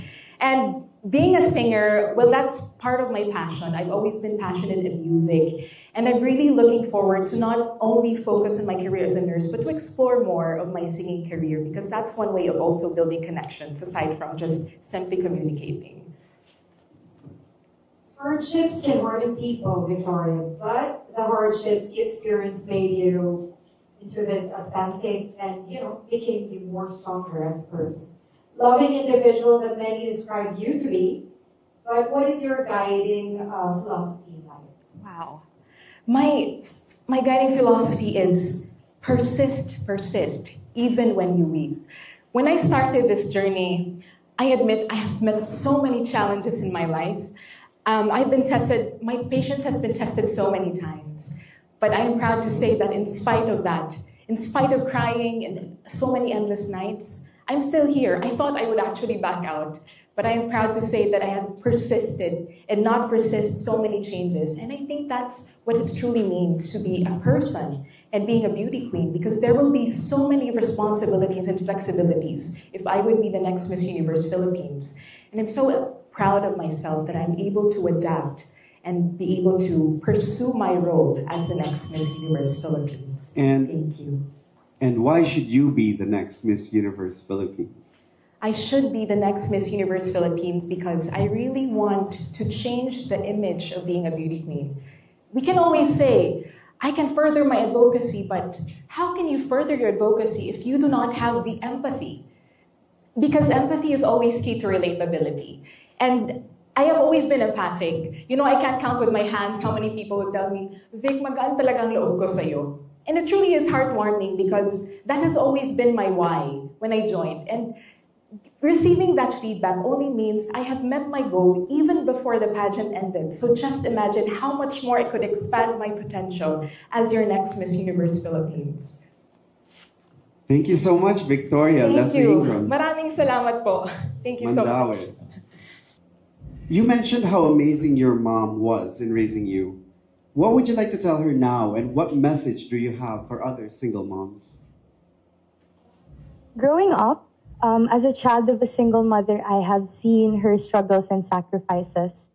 And it really inspires me to see her determination and hard work, most especially that she had to take up 2 roles as a parent, as a father, and a mother to us 3 siblings.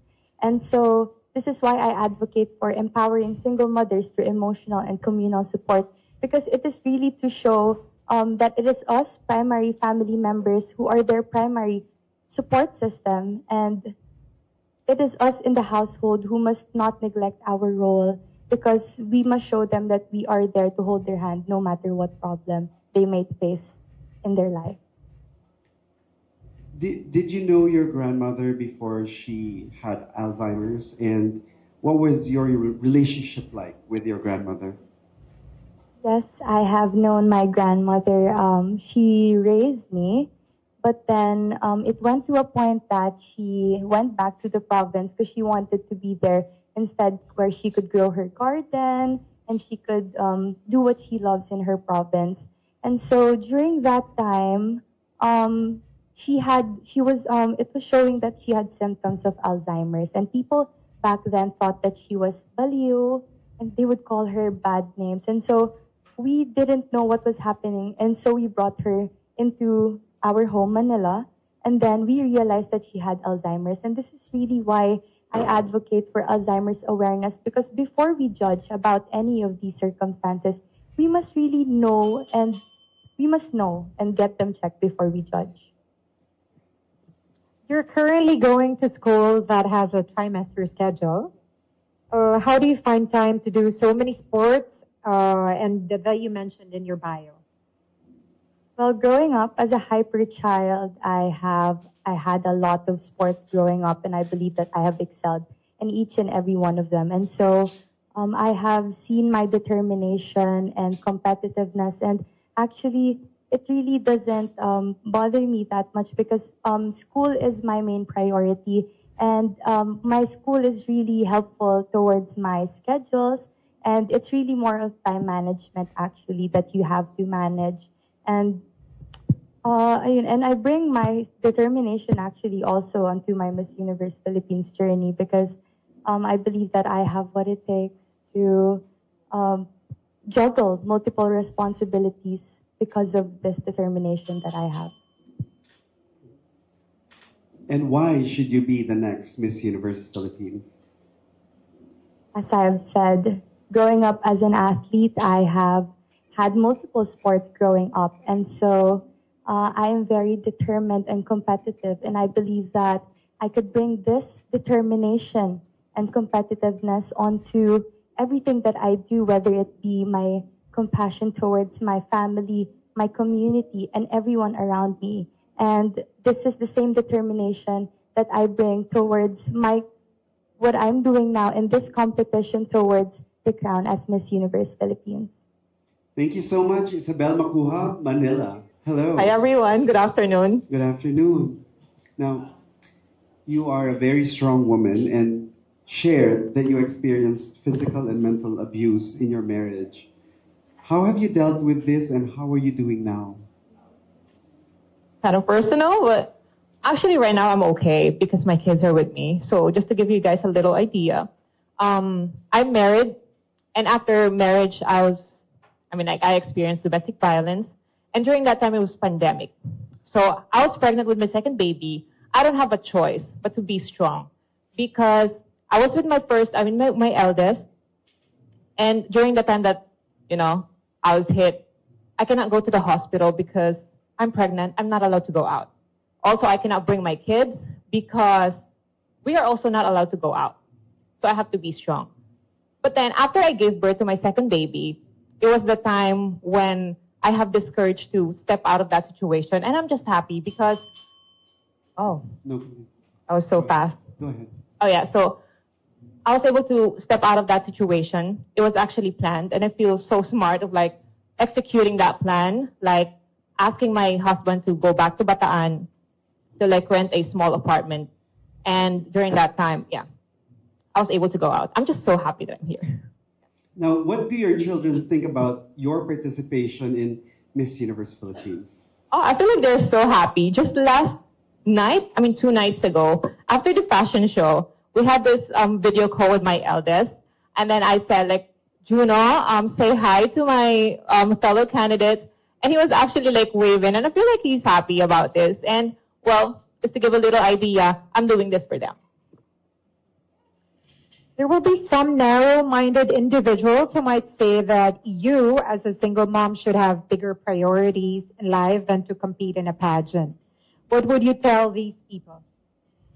I think when it comes to motherhood, that should not be a limit or boundary of achieving a dream. I am here in Miss Universe Philippines. I actually waited for 9 years for this. Mama J knows that.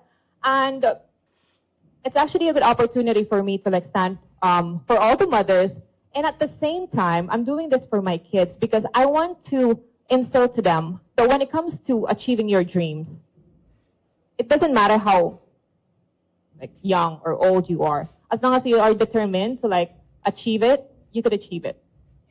So finally, why should you be the next Miss Universe Philippines?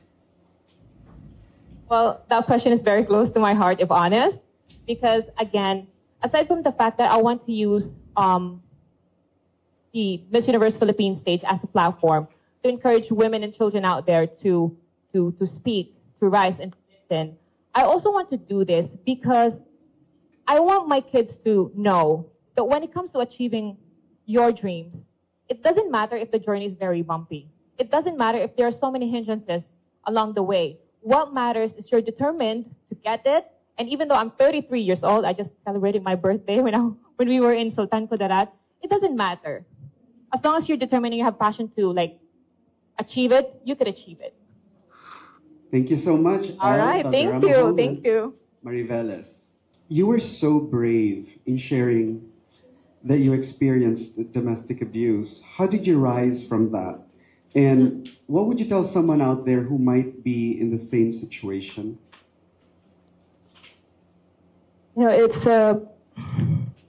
This platform has been really powerful in sharing my story, overcoming not only domestic abuse, but being a minority, being a migrant abroad, and overcoming all of that and transforming my life to something incredible and beautiful, and now sharing it to the universe. My biggest message would be that, find your belonging, find your community, and that there is hope. Just believe in yourself. Because really, in the darkest of days, I really just believe in myself. I believe that there's a brighter future that is waiting for me. And I just pushed through that, and thanks to the community, the Filipino community abroad in Tampa Bay, they're really the ones that helped me push through and they saw potential in me. So I'm grateful for that. Now, has your previous relationship changed the way you look at love and men? Absolutely. I think I have learned my lesson. Now, obviously, I'm very picky, but everything is it's a lesson. Everything is a lesson. And now I am smarter in my choices, and I use that to succeed in everything that I do, not just in relationships. So, thank you. You are already an established individual in a financial state that many dream of. So why disrupt that life and become a Miss Universe and join the Miss Universe Philippines? Hello? I look at Miss Universe platform as a platform to expand the current efforts that I'm already doing. Because of my success, I was able to create many opportunities for my community and to give back. And whether it's a small platform or a bigger platform, my goal is to just really help and serve the community and now our country, to create lasting opportunities that the future generations can enjoy, because I didn't start from that. So for me, it's a powerful legacy. So I'm really grateful to have any opportunity that comes, and I will maximize it to its power. I will to the highest of good. Thank you. Now, having said that, why should you be the next Miss Universe Philippines? Because I have the global talent and skills, and I really work hard on myself. From healing all my traumas to self-development, I have been privileged enough to have access to the best help and mentors of the world. And I realized through my Miss Universe Philippines journey that how important it is for everybody to access these tools so that everybody can reach their full potential. Because if I'm able to do it, so is everyone, and so is all the Filipinos, and not just the Filipinos, the universe, the people of the universe. We can really help heal, not just be successful, but heal everyone from all their traumatic experiences. So that's why I'm here. Thank you so much, Mary Mayasol, Miami. Hello. Hello po. Good afternoon. Good afternoon. Yes, Sir V.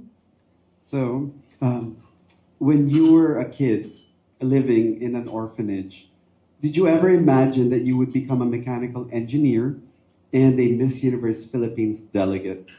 Well, again, good afternoon, everyone. Again, fun fact about me is that I really don't like to be a mechanical engineer.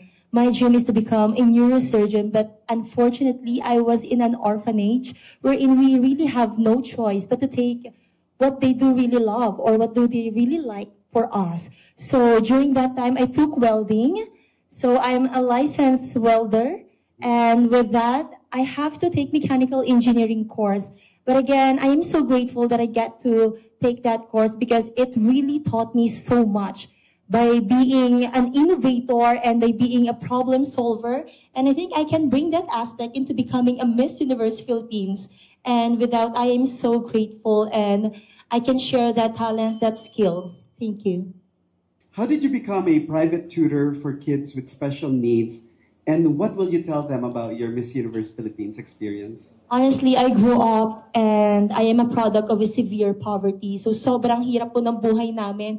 Kami yung literal na produkto ng isang kahig, isang tuka. So with that, I really have to strive harder, even harder, for us to sustain my education, my family, and everything in my family. So I have to teach the SPED children before for free. But because I need to sustain my family, I have to singil them. So with that, for now, I can say to that children that I am so grateful that I get to learn from them as well, and vice versa. And I can bring that again aspect to becoming, because I am a patient person, and I believe that with the Miss Universe organization.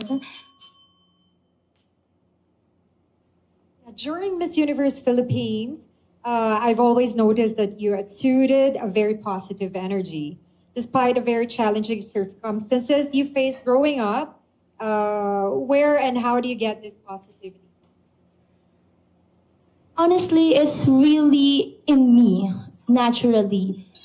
Being a product of a broken family, I've taught myself to always search for the beauty in every circumstances, because that's what life should be. You should always be grateful. You should always look for beautiful things despite of your challenges and circumstances. And I am so grateful that I am that optimistic person, because I can share that also core value to my co-candidates and also to the Miss Universe Philippines organization. And why should you be the next Miss Universe Philippines? Well, definitely Miss Universe Philippines organization is really a huge and great platform for us women to speak for our certain causes. And as a mechanical engineer, I want to use that platform to collaborate not just with the Miss Universe Philippines organization, but also to the local government units to provide innovative solutions such as low-cost machineries, which I have done before for the agricultural sector, because I believe that a Miss Universe Philippines is not just a woman who possesses beauty, but she is a woman of beauty, character, and power. Thank you. Thank you so much. Kayla Jean Carter, Northern California. Hello, everyone. Good afternoon. You shared that your adolescence was defined by profound insecurity. Yes. A young woman might be looking at you now and think, really? What would you tell them? I would tell them, our adolescence is our very formative years. I myself had a bit of a glow up, so I think that's part of the reason why people have a hard time believing that I was so shy and insecure. But what I would tell the youth today is to not let other people's perceptions of you determine who you are or what you can achieve. Because really that comes from your inner power. And it took me a really long time and a really long journey to be able to figure that out. I had a lot of hardships throughout my 20s. I even almost lost my life in the hospital in 2021 due to life-threatening complications of my condition. And that was when I had a wake-up call and I realized that life is too short not to pursue your dreams and to let your perception of yourself be determined by other people. And so that's when I found my strength, that's when I found my power. Thank you. And to those who want to have a glow up like her, you can go to Icon Clinic or Villa Medica. Yes, that's right. That's what I do. In 2020, you said you were diagnosed with von Willebrand's disease. Yes. What is that and how did you survive and how are you now? So it is a rare blood disorder. Basically, I'm missing the gene in my body that is supposed to clot my blood. And I had a situation in 2021 where I was bleeding profusely for 18 days and the doctors couldn't figure out how to stop it. They gave me certain medications too that gave me anaphylaxis and I almost lost my life. So it was during those moments of pain, fear, and trauma that really, again, became my awakening. It was also a very hard situation because it was COVID during the time and my family couldn't visit me. But I kept praying to God, praying to the universe that I would be okay. And from that point forward, my whole life changed, my perspective of life.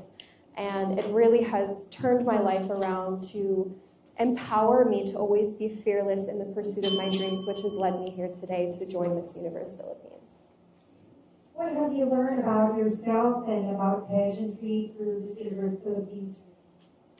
This is my first ever pageant, actually, so this is a really huge learning curve for me, but when the opportunity came my way, I just couldn't say no, because I've been a huge fan of the Miss Universe and Miss Universe Philippines organization all throughout my life.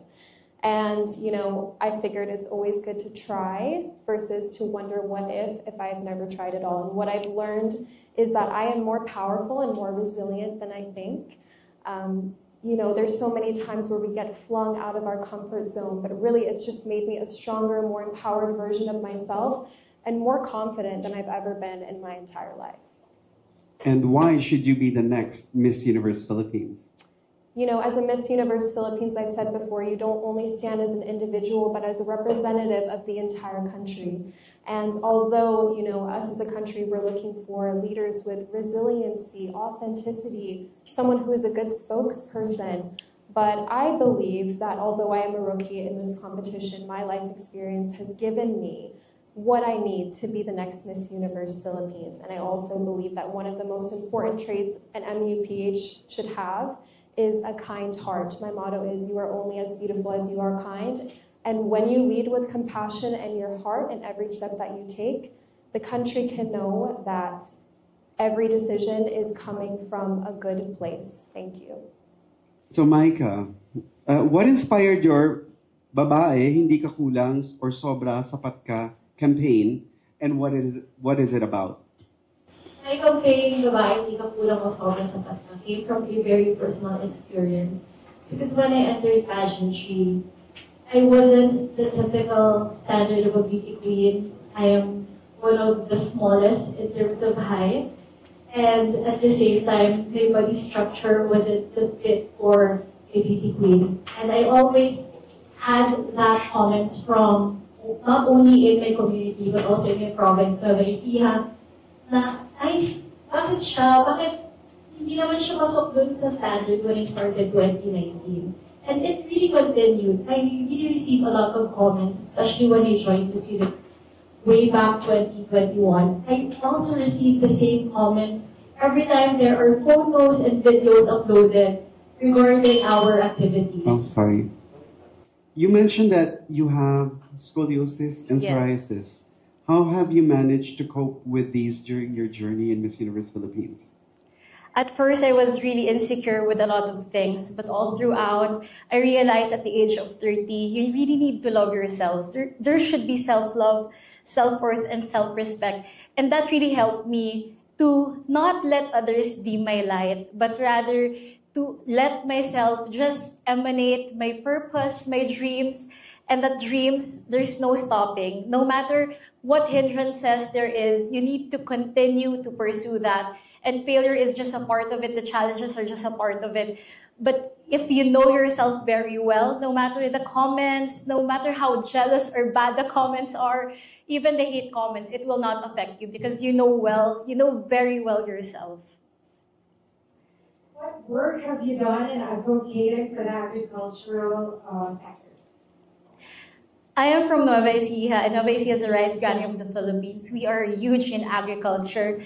And through pageantry, I was able to really open my eyes because before, honestly, I wasn't aware of the in and outs, the realities and the challenges farmers face. But when I won 2019 as the Queen of Nueva Ecija, I was so exposed with the programs and projects.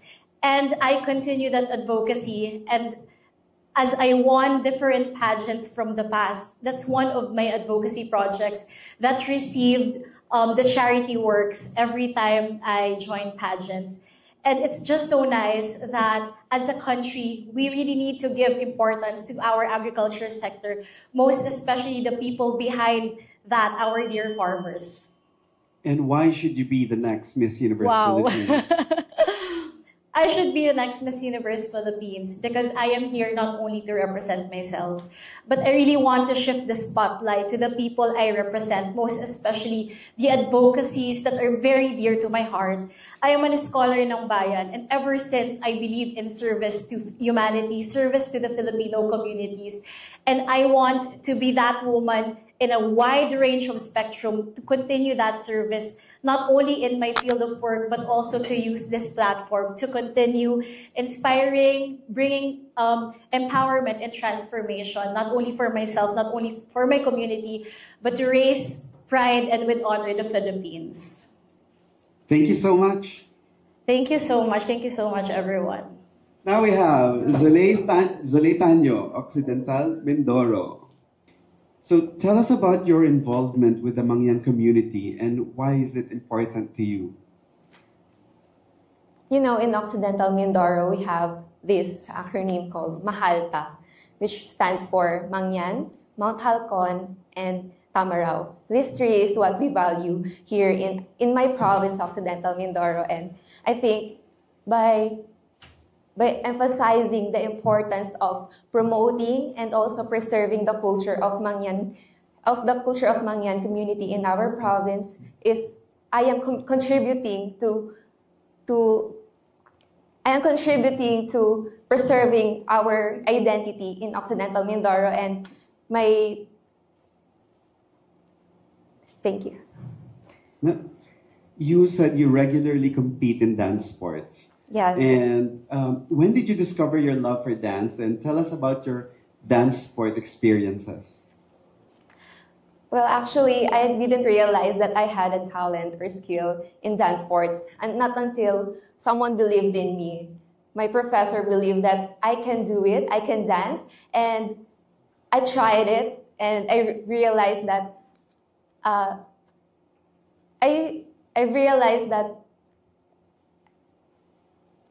it's just someone believed in me, so I have to believe in myself too. And after competing in that dance sport competition, I've realized that I need to just come out of my shell and be confident, be more confident, and just to believe in my capabilities, in what I am able to do so. So after competing that, I have gained more confidence, and Family is very important to you. Can you tell us something about your family and how supportive they are towards this journey in this university? I am just so grateful. I am so blessed, actually, to have a strong support system during this journey. If it were not for them, I wouldn't be able to survive this journey, especially during the challenging times, because I have to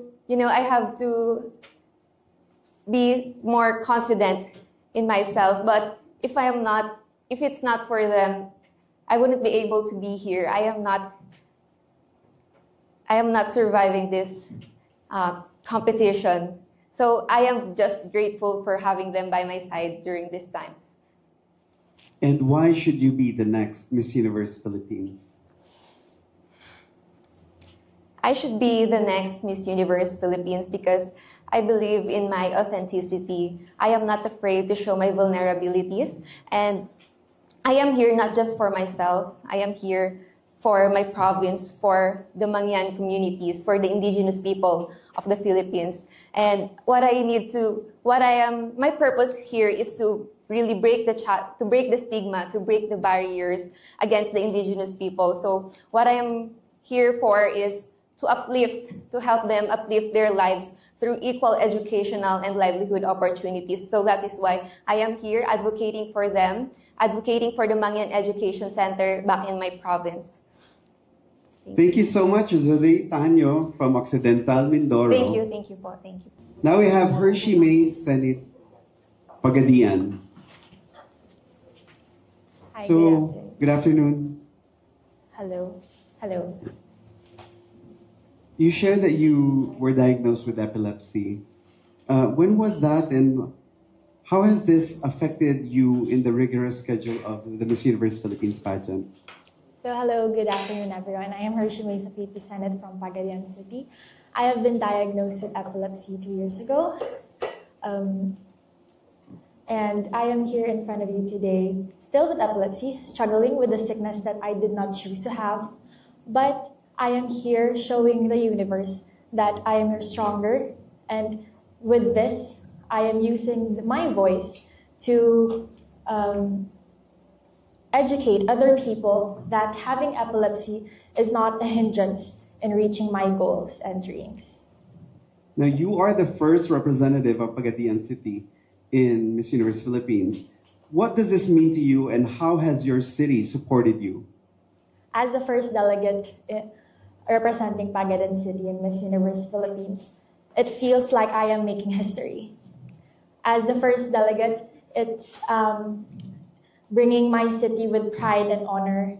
It's been an honor being here in this competition right now. And the support that I have been receiving is very heartfelt, very overwhelming, because I did not expect that people would support me under some circumstances. But seeing other people who believed in me makes me want to push harder in this competition.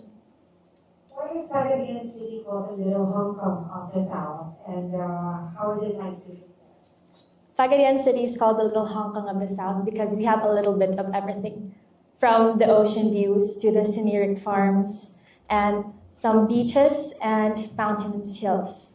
Living in Pagadian City has been a worthwhile dream. Anytime when you want to go to the beach, the hills, we call the bukid, and also our trademark, which is the tricycle. It doesn't just give you that worthwhile experience by commuting, but you're also giving the livelihood of the tricycle drivers in Pagadian City. And Hershey, why should you be the next Miss Universe Philippines? I should be the next Miss Universe Philippines because not just I am a woman with a dream and with a purpose, but because I have this sickness. This sickness doesn't define me, and I believe I am an example to everyone who wants to achieve their dreams despite the hindrances in their lives. Thank you. So, Raven, so you grew up in one of the most visited places in the Philippines. What was it like growing up in Honda Bay, and how different is life there today? Well, I am definitely known for being an island girl, and it taught me so much about really environmental preservation because Honda Bay is rich with natural resources. We have amazing islands, we have amazing people, and so it really helped me a lot in terms of socializing with tourists and poking their interest through my heart, hopefully. And I also really learned so much about the Philippines too, because in Palawan, you get to have a glimpse on how beautiful the Philippines is, and I think that that's the first step of loving our country. Now, just to clarify, she is not a medical doctor. Her last name is Doctor. Just by surname, not by profession.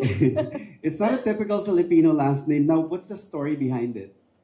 My last name? Well, it's my father's surname, really. So every time people would ask me that. Also, people would ask me about my middle name because it's Hate. It's H-A-T-E, it's Hate. But I find it really cool, but I am a pure-blooded Filipina, and I'm really, really proud of that. But you don't hate doctors. No, I love doctors. I love doctors. Your father left a lasting lesson with you, which is grow your boat. Are you happy with where that boat is now and where is it headed? Before my father passed away, he really taught me to row my boat in the direction of hard work and really to believe in myself. And at that time, I see no potential with the person that I was seeing in front of the mirror every day. But after he passed, I made a choice to believe in myself because it was a dream for me to become a Miss Universe Philippines. And right now, I'm so happy that I'm rowing my boat in the direction of helping other people to believe in themselves too, especially those children in Palawan that are usually mistreated and misunderstood by society. So I hope that by sitting here, I not only can leave a lasting impact to the province of Palawan, but hopefully you can also see the children who is also very much happy to see our help. And Raven, why should you be the next Miss Universe Philippines?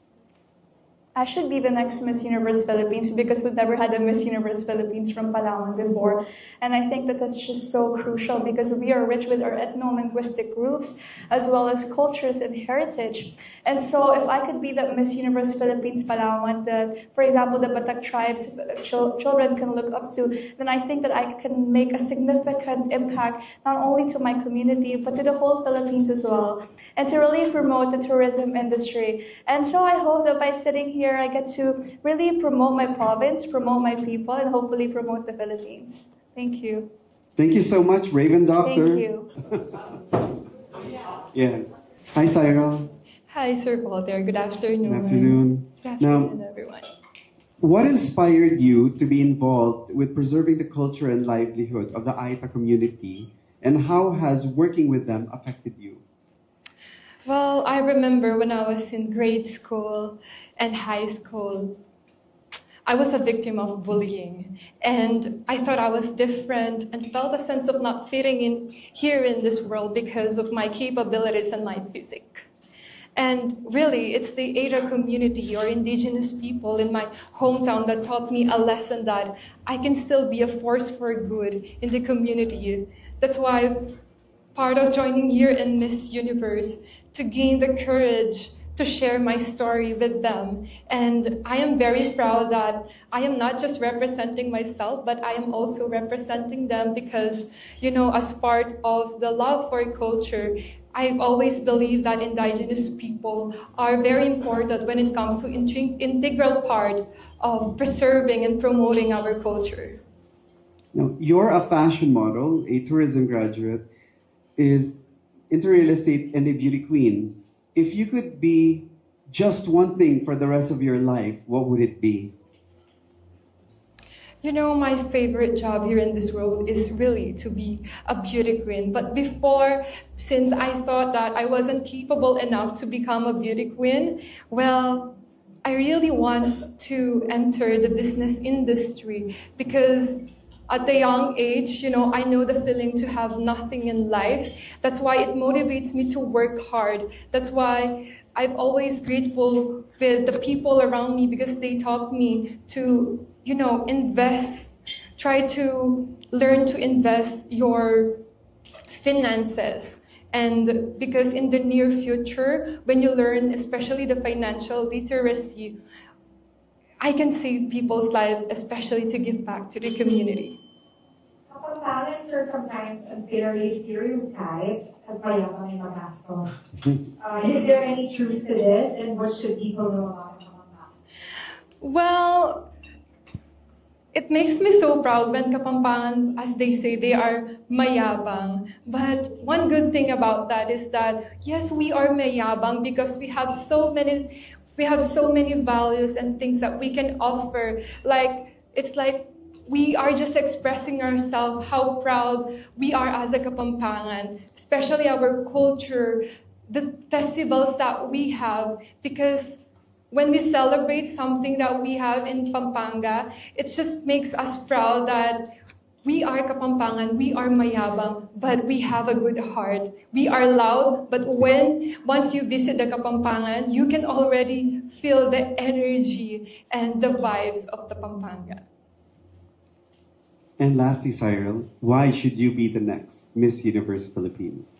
You know, as someone who grew up with my grandparents and witnessing the lives of the indigenous people, I really gained courage and knowledge for me to be able to fight for their rights. And as I joined here in Miss Universe, I want to step out to promote authenticity, empathy, and inclusivity. And I'm here to remind everyone, especially the younger generation, to never leave it themselves, especially when achieving their dreams, just like what I did.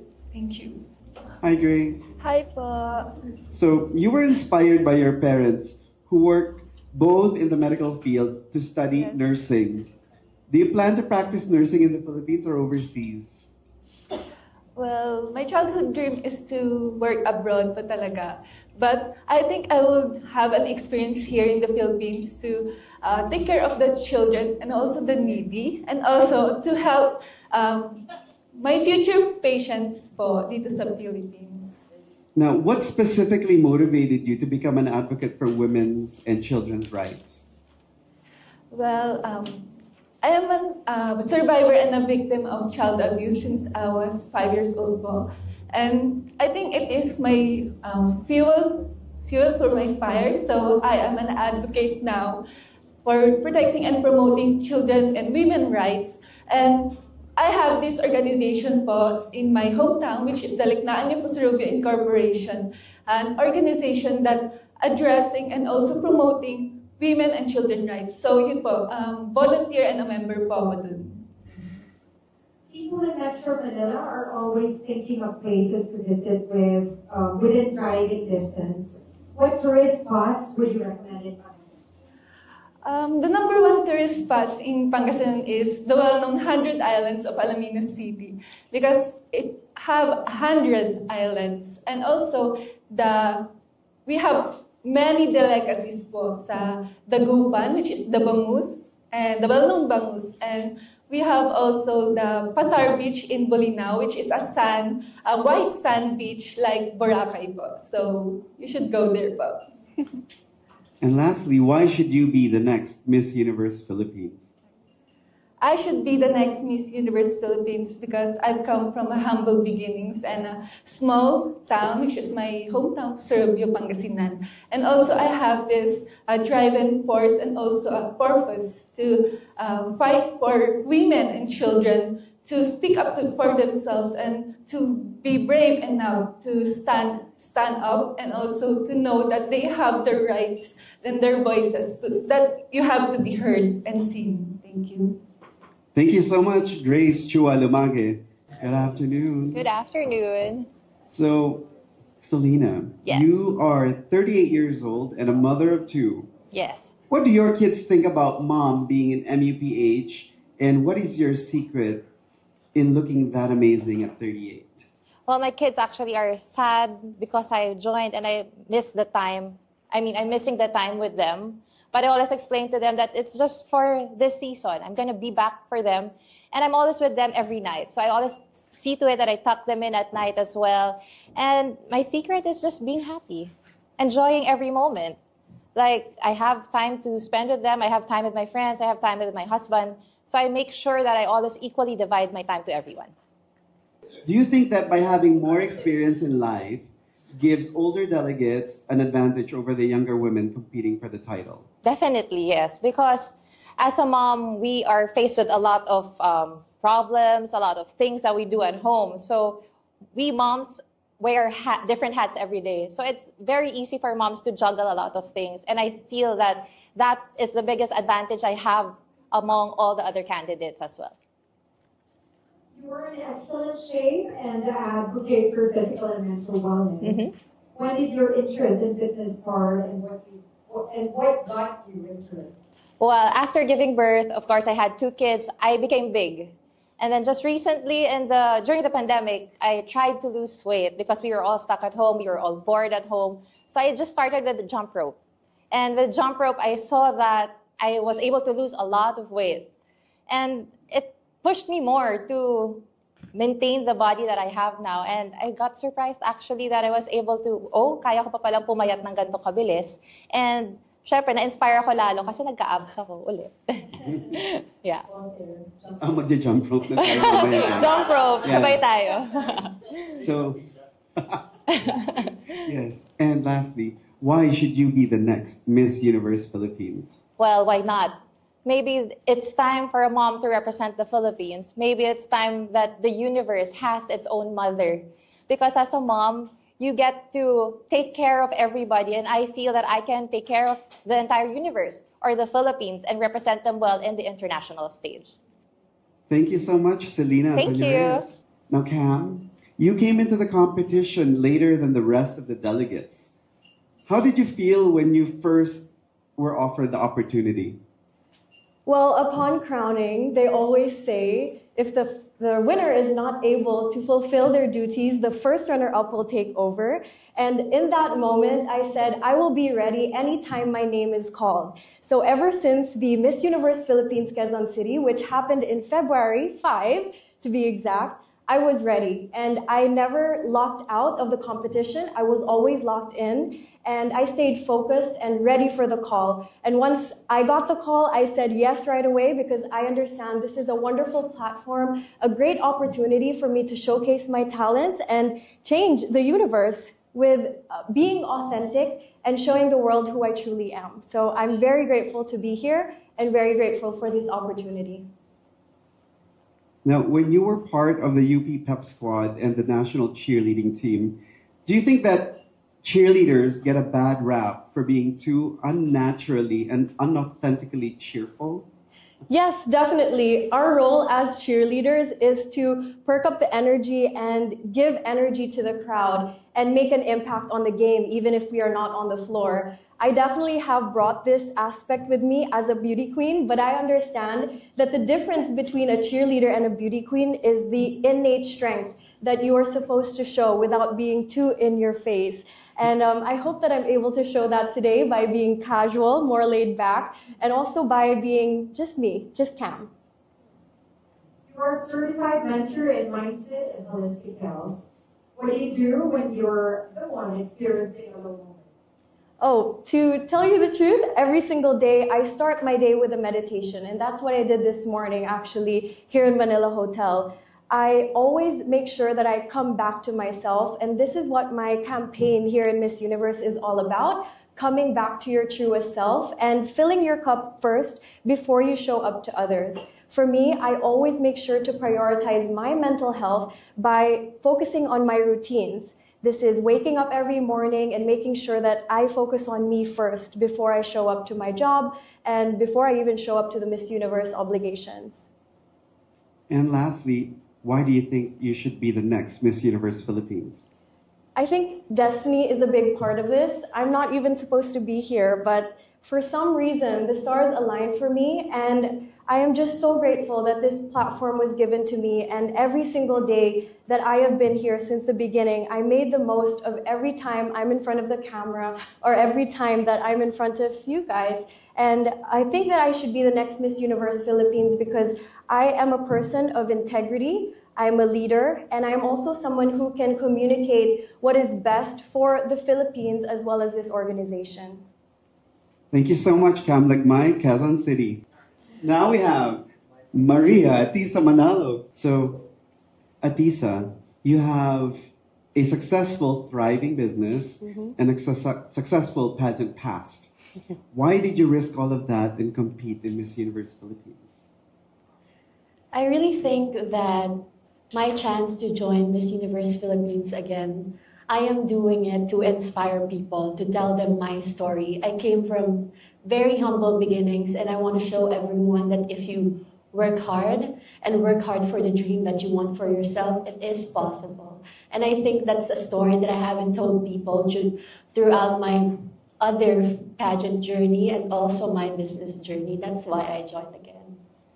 Now, in one of your videos, I was amused that you were twirling a baton. And in many pageant references, baton twirling has become a stereotype for pageant girls. What do you say to people who might see you as a stereotypical pageant queen? I didn't even know that's a stereotype for beauty queens that we all twirl our batons. But you know what? It helps in your performance. When you twirl the baton, you know how to perform for people. You know how to give a show. And I do think that it's a very important part of pageantry, giving everyone a show. I have a baton de la. Sample. Many know Atisa, the beauty queen. You are the beauty queen and a businesswoman as well. Other than those two words, who is Atisa to those that don't know you yet? I think for my family and my friends, I am someone who is always there for them. I am someone who is caring, and I do think that if I have the ability to help people, especially people who are close to me, my loved ones, my friends, and my family, everything I do is for them. So I do think that's the image that I want other people to know as well, that if I want to achieve something, if I want to work hard for something, that it is possible for me. And lastly, why should you be the next Miss Universe Philippines? I think I should be the next Miss Universe Philippines because I really think that I have a story to tell. I think that a lot of the Filipinos need an inspiration to see that it doesn't matter where we come from in life. It doesn't matter our life circumstances. I was born from very humble beginnings. It does not define your potential. What defines your potential is how you work hard for your dreams and what you do to achieve those dreams. Thank you.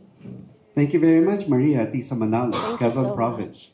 You seem to be very passionate about your business, Victoria's Cucina. Yes.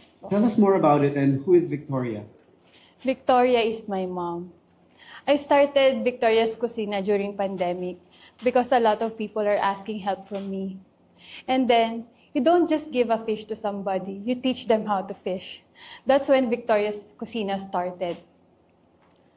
These people are supplying me local products, which is from the Philippines, Luzon, Visayas, and Mindanao.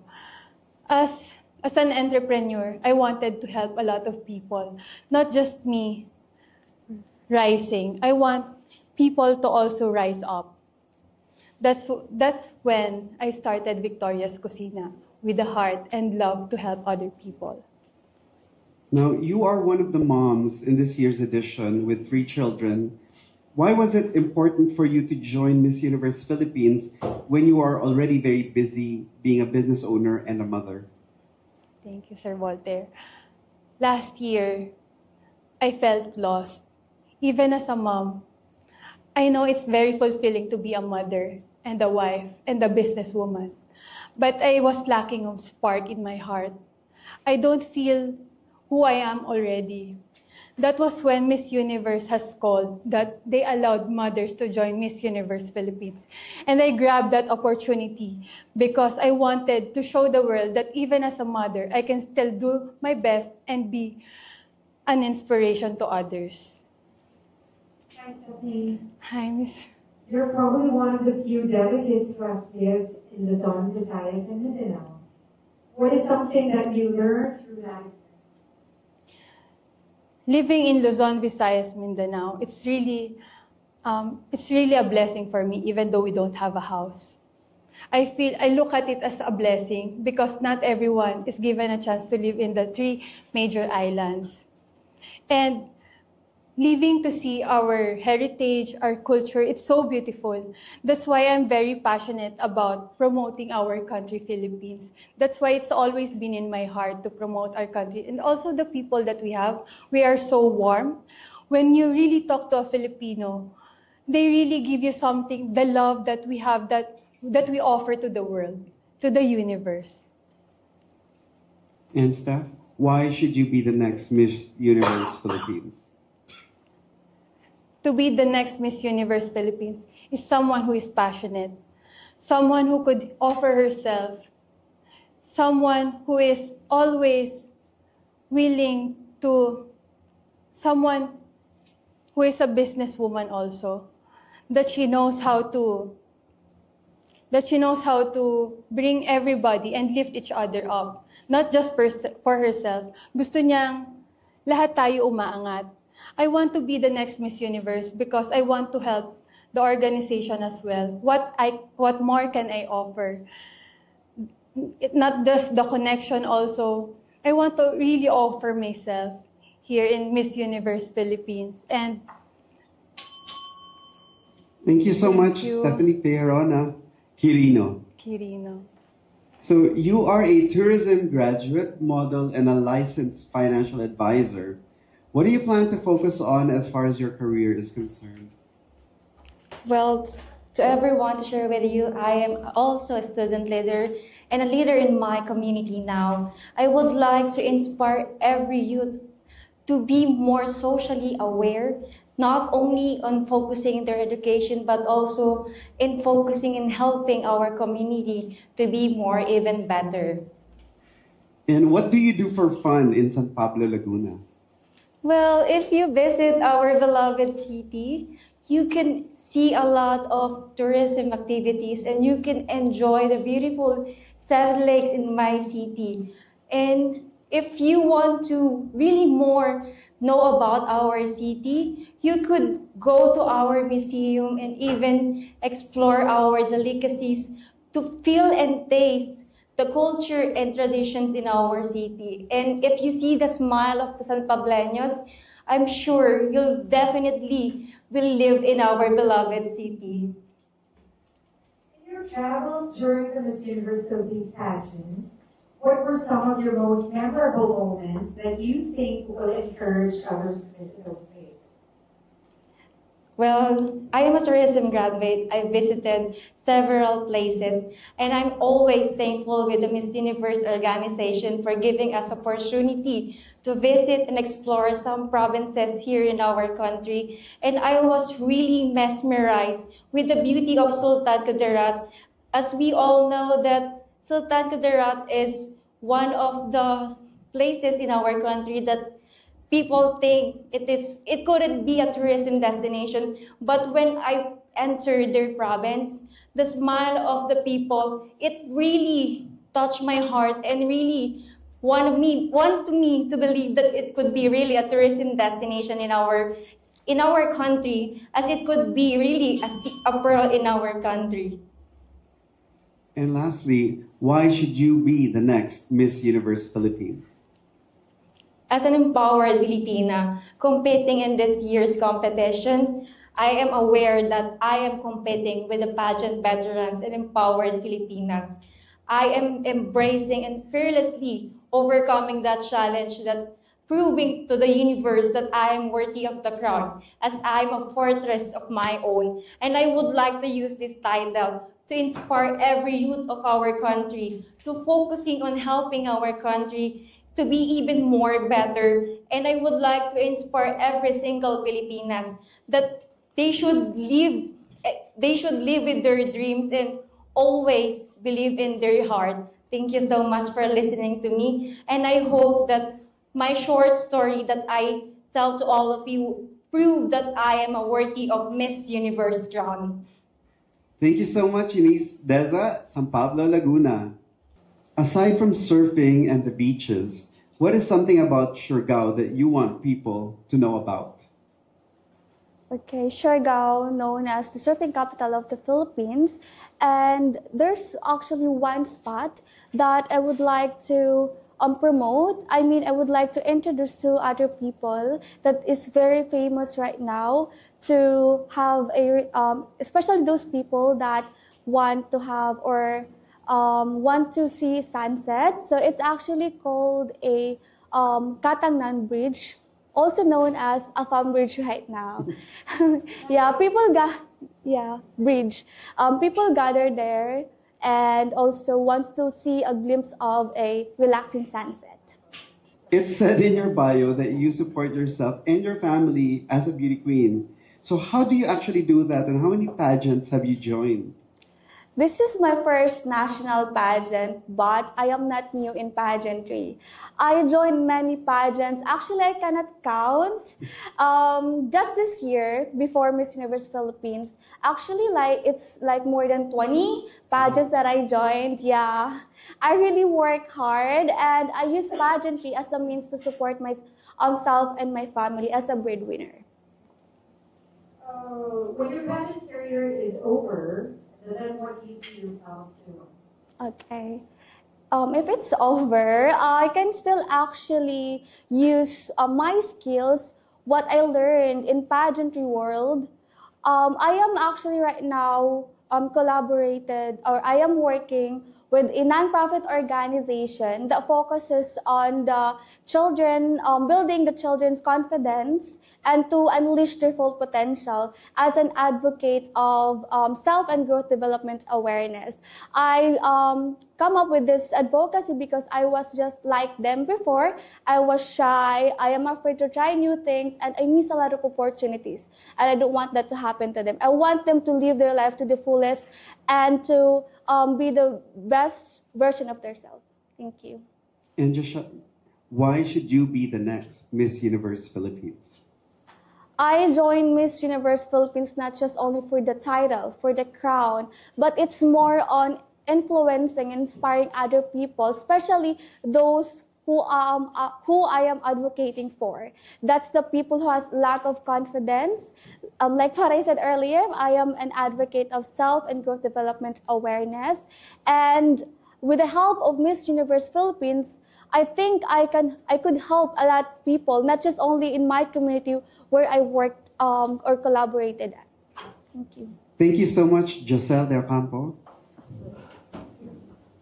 Now we have Jet Hammond. Now, Jet, among the many things that you do, from being an entrepreneur, an actress, and being in healthcare, which do you find most fulfilling? Definitely being in healthcare. You know, if I may share, it's something that I actually didn't choose to do right away. When I started going to college, I actually took up accounting, but I was influenced also by my family who are nurses, who are doctors. While I know I may not be a nurse or I might not be a doctor, I realized that I can still make space for myself as an entrepreneur and really be purposeful and can make a difference in that industry. Now, you said you grew up with 10 siblings. What was that like, and would you like to have 10 kids of your own? Well, absolutely. It's crazy. It can be crazy, you know, having 9 older siblings. You might not always agree with each other, but if that has taught me anything, it's tolerance, it's respect. Knowing that you might have different perspective of your own, but you can still love and respect each other. And I want to adopt kids. I hope it's 10 if I can manage it, but that's definitely on my bucket list. When people hear Southern California, images of Barbies, surfer dudes, Hollywood celebrities come to mind.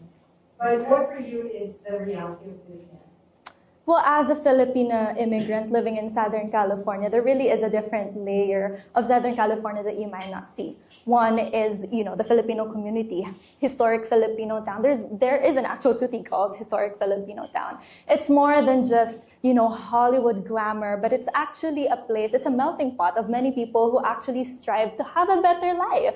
You know, I'm also very pleased to share that I was also one of, you know, the advocates for love for migrant workers. And when you actually watch all the amazing videos that we shared online, you'll see a little glimpse of what it feels like to be a Filipino American in Southern California.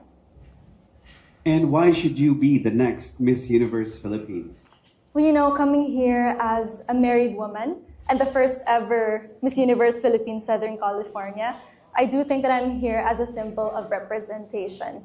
You know, many people of many women of, you know, different circumstance, of different status deserve also to be seen by the Philippines, by the universe. But most importantly, I think I'm ready. You know, Miss Universe Philippines strives for an excellent Filipino woman, and I know I am prepared to be the next Miss Universe Philippines. Oh, good afternoon. Good afternoon, pa. Tinakot mo kami. Now, several of this year's delegates are valedictorians. When you were in school, did you ever imagine competing in one of the biggest national pageants?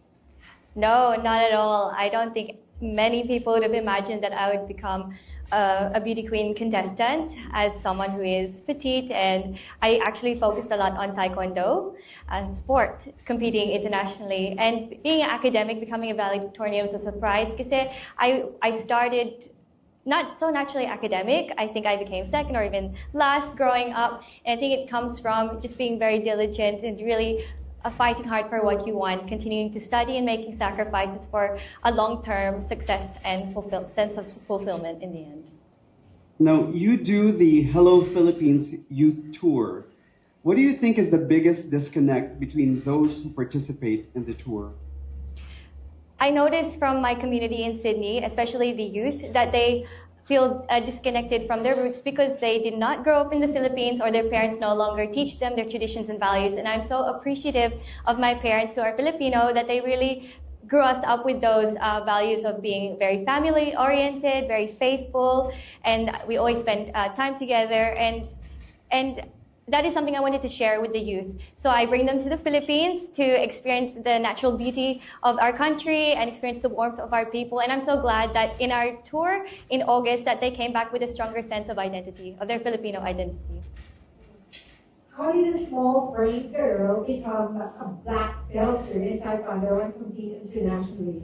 Are the challenges you overcame there similar to those in Miss Universe Philippines? It started from my younger brother and my dad. They're actually the first black belts of the family. We are a very tight-knit family. And I think it comes from enjoying that sense of pushing yourself out of your comfort zone and seeing, oh, you can really achieve more than you think or that other people believe.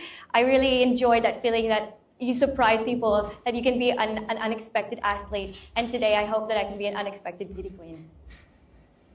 And lastly, why should you be the next Miss Universe Philippines? As someone not expected to be a beauty queen, being petite, a taekwondo athlete, and an accountant, I think me becoming Miss Universe Philippines would show that the transformational power of a pageant to turn a simple person into a queen that can serve and inspire other people. And I think it would show that for women that you should not limit yourself to what you can achieve. And if I had the honor of being the next Miss Universe Philippines, then I would be so honored to show that as us Filipinos who are resilient, faithful, and compassionate, we can achieve anything, even unexpectedly. Thank you so much, Janina and Louie. So tell us briefly about surviving Yolanda, and does it still haunt you to this day?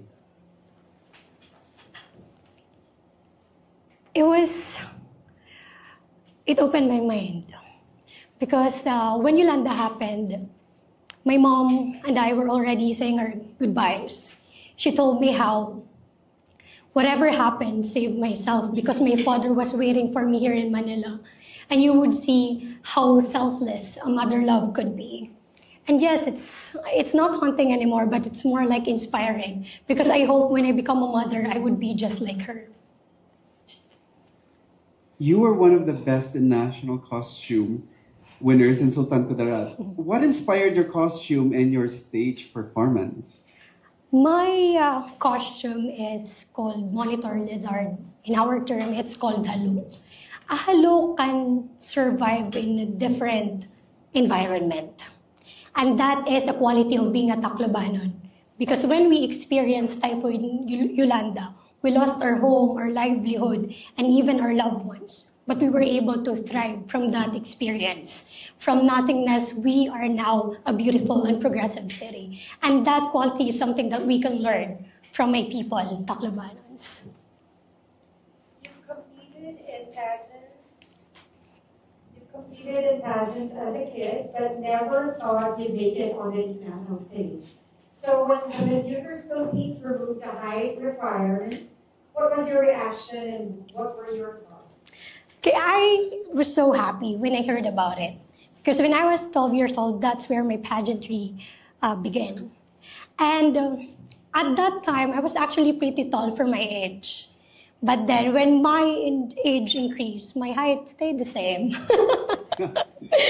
But you know what? When the height restriction was lifted, it gave me hope that, this change could help other young women as well. And if I'm going to compete here, I'll be able to represent my own kind of beauty. And we are looking in the future where a young woman will no longer be scared of being comfortable in her own kind of beauty.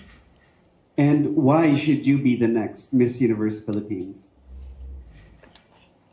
Because for me, being a Miss Universe, it's really a responsibility. It's not just about the glitz and glamour. And my experiences in life, surviving, my mom had difficulty birthing me. I am a Yolanda survivor, and about 3 years ago, I almost drowned. So let's just say I'm really good at escaping death. But from these experiences, I know how to take risks. I'm no longer scared of death anymore, so I'm living my life freely. So every day, it's about taking risks and living life to the fullest, and I believe that's the best quality of being a Miss Universe Philippines. Thank you so much, Tamara. Thank you so much. Tacloban. Now we have Chrissy Lynn Lentrito Magari, Taguig. You are a travel host for a show that features some of the best destinations in the world. How different is it to travel for your show and to travel the country with Miss Universe Philippines? Well, they're different because I'm obviously accompanied by 52 other candidates.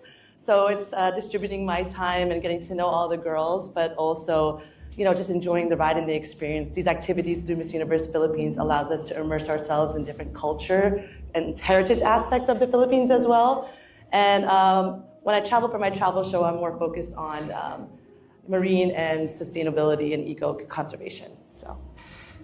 I thought you were going to say I get paid to do the other one. There's that aspect as well. We can't deny that. Now, you started your pageant career almost 14 years ago. So in what ways is Christy different, and in what ways is she the same as a pageant contestant? Well, 14 years ago, I obviously entered the pageant industry or scene as a newbie, as a young girl with very minimal experience that was just looking to have fun and get to know my heritage and my roots and my culture as a Filipina. This time around, I'm obviously a lot more self-aware. I'm in my early 30s. I've achieved and accomplished a lot, I think, and because of my experience in the pageant industry, but I still haven't achieved one great dream, which is why I'm back and still doing it with you guys today. You say that you've always gone against the grain and took the unconventional path. In what significant events in your life was the most evident? I think growing up, I was never very feminine. I was always pretty tomboy. I played sports, and I loved to be outside and play with the boys, I guess. I never really harnessed that feminine aspect, but I think I went against the grain when I proved myself that I could do something different and join and enter pageantry through my mom's wishes. And I dropped in my life in New York City. I took that big leap of faith, and I went the pageant route to see what opportunities it gave to me to once again feel in touch with my culture and my heritage. And I'm here 10 years later, and I've made Philippines my permanent home, and I'm so proud to be here. And lastly, why should you be the next Miss Universe Philippines? 6 months ago, I wouldn't have been given this opportunity to be sitting in this chair in front of you. It was just a few months ago where they lifted the age restriction, and we think that means that it's divine timing for me, and I can be a pillar and an inspiration for women or people in general, that there is no timeline to your goals. There's no restrictions for when you're allowed to achieve them, that everything happens at your own pace and at its right time and place. I believe I'm a woman with global understanding and a global awareness of the world, and I could proudly represent the Philippines and Mexico if given the opportunity. I saw a photo on your IG with you sitting on the roof of your house. Why did you post that photo, and is there a message that you wanted to share with the people about that? I shared that photo because I want to inspire millions of Filipinos that despite what struggle you have in life, you can dream the biggest dream. And my dream is to join Miss Universe Philippines, and I want to show that Filipinos that we dream big and we will achieve it because we believe in ourselves. Now, you said that you love upcycling secondhand clothes. What inspired you to do this, and have you worn any of them during your Miss Universe Philippines journey? So I love to upcycling clothes since I'm a fan of okay. When I was living in Mindanao, I could not afford to buy nice clothes. So what I did is that I bought something from okay and I recycled it and make it fashion, because I believe that fashion is something that you wear and you have to match it and you make it your own outfit and you own your own outfit. Can you tell us more about Paminaw and how that has helped your family? So Paminaw is a mental health program that I have been making, where my father has mental health problems, and I want people to listen. I want people with mental problem to be heard, because I'm here to listen to your voice, because I believe that with people who are struggling with mental health, they need someone to listen to their voice. And my father, I've daughters, so it really touches me. And what have helped my father is that I'm here to listen to him, and it has really made him a better person now. Now, I know you speak Danish. I just have to ask this. Yeah. Do you have a message for your father, and can you say it in Danish? Hej far, jeg er meget glad, jeg er her i dag, og du er en stor mange tak for alle ting, du har lavet til mig i dag. Mange tak. Jeg er rigtig glad, at du er her i mit liv. So, lastly, why should you be the next Miss Universe Philippines? I should be the next Miss Universe Philippines because I share this story to the universe. I share this story to millions of Filipinos to dream big, to not give up on your dreams. I have experienced I've struggled in life, but it does not define me. And I want to show that if you just keep fighting, if you do not give up, you will achieve your dream because you believe in yourself. And you are doing this for your family, and you're also doing it for yourself. So I want to be an inspiration because I have a genuine heart for everyone in the universe. Now we have Kim Ayush Placibe Toledo. Kim, can you share with us the story of you and your grandmother cooking dishes to sell? And do you have a message for your grandmother who's definitely going to be watching this? So I literally grew up in the streets, and people know that. So my grandmother and I would prepare lunch dishes, and I, with her, would wake up early to prepare that. And before going to school, I would sell and peddle lunch dishes with her. And aside from that, we sweep the streets. So we are street sweepers in our barangay. And my grandmother is the most beautiful woman I've ever known. She may have gray hair and wrinkles in her eyes, but she will always be beautiful. And I love you, Nanay. You hold a national certificate too in plumbing. How did you go about deciding to go into plumbing, and are you actually practicing it? Actually, in my high school, they offer vocational courses, and I was offered to take cosmetology, but I said that it's too girly for me. So I took up plumbing instead, and I'm the only female to get that national certificate too at the age of 16. So right now I am practicing it at home, and even my neighbors are asking for my help. So I'm not just the beauty queen that, so literally that you see at this ER, nahawakan ko na po yan lahat. You are involved with providing education to marginalized children.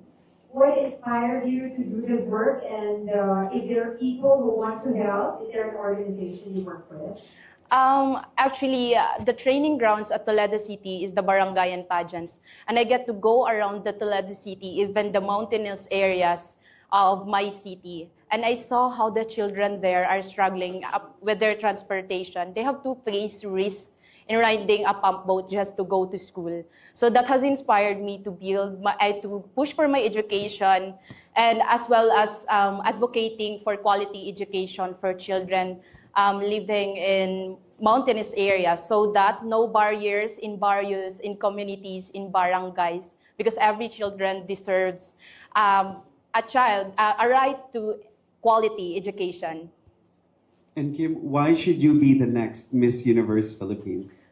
I should be the next Miss Universe Philippines because I want to tell my story, the story of my grandmother, of how I grew up in the streets, from a girl into a woman in the streets, and especially into topping young girls, that they too have a space in the universe and they can be successful and succeed in life.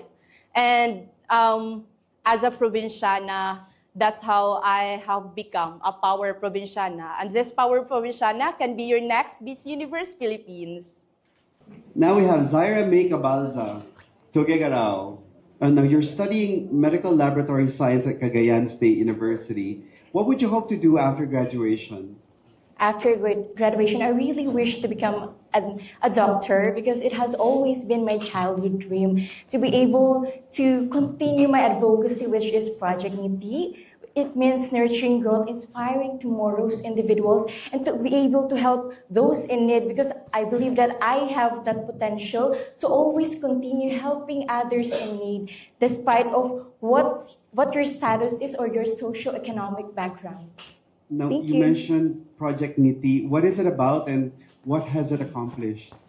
Project Niti. It really means a lot to me because with or without this platform, without this MUPH, I have been saving every honorarium I get from pageant segments, from every events, and as you all know, I am also a DOST scholar, so we receive a stipend every month, and I have been saving this to help those other in need because I am always true to myself. I always stick to my core that my parents told me that if God gives you a blessing, give that to others because it is one of the most profound way to find your glow from within. Thank you so much. And to add more, Project Niti means nurturing growth. Nurturing growth means finding that growth, that potential to every child to bring the best in them. Thank you so much. You mentioned that you experienced social anxiety for years. How are you doing with it now? And how has competing in the Miss Universe Philippines affected it? I am very proud to say that I have finally overcome it. It is not a one-night healing process.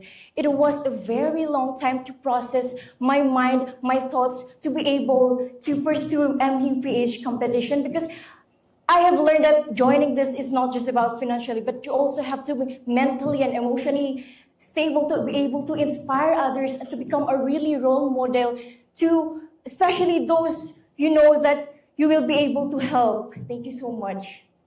And lastly, why should you be the next Miss Universe Philippines? I have been thinking about this.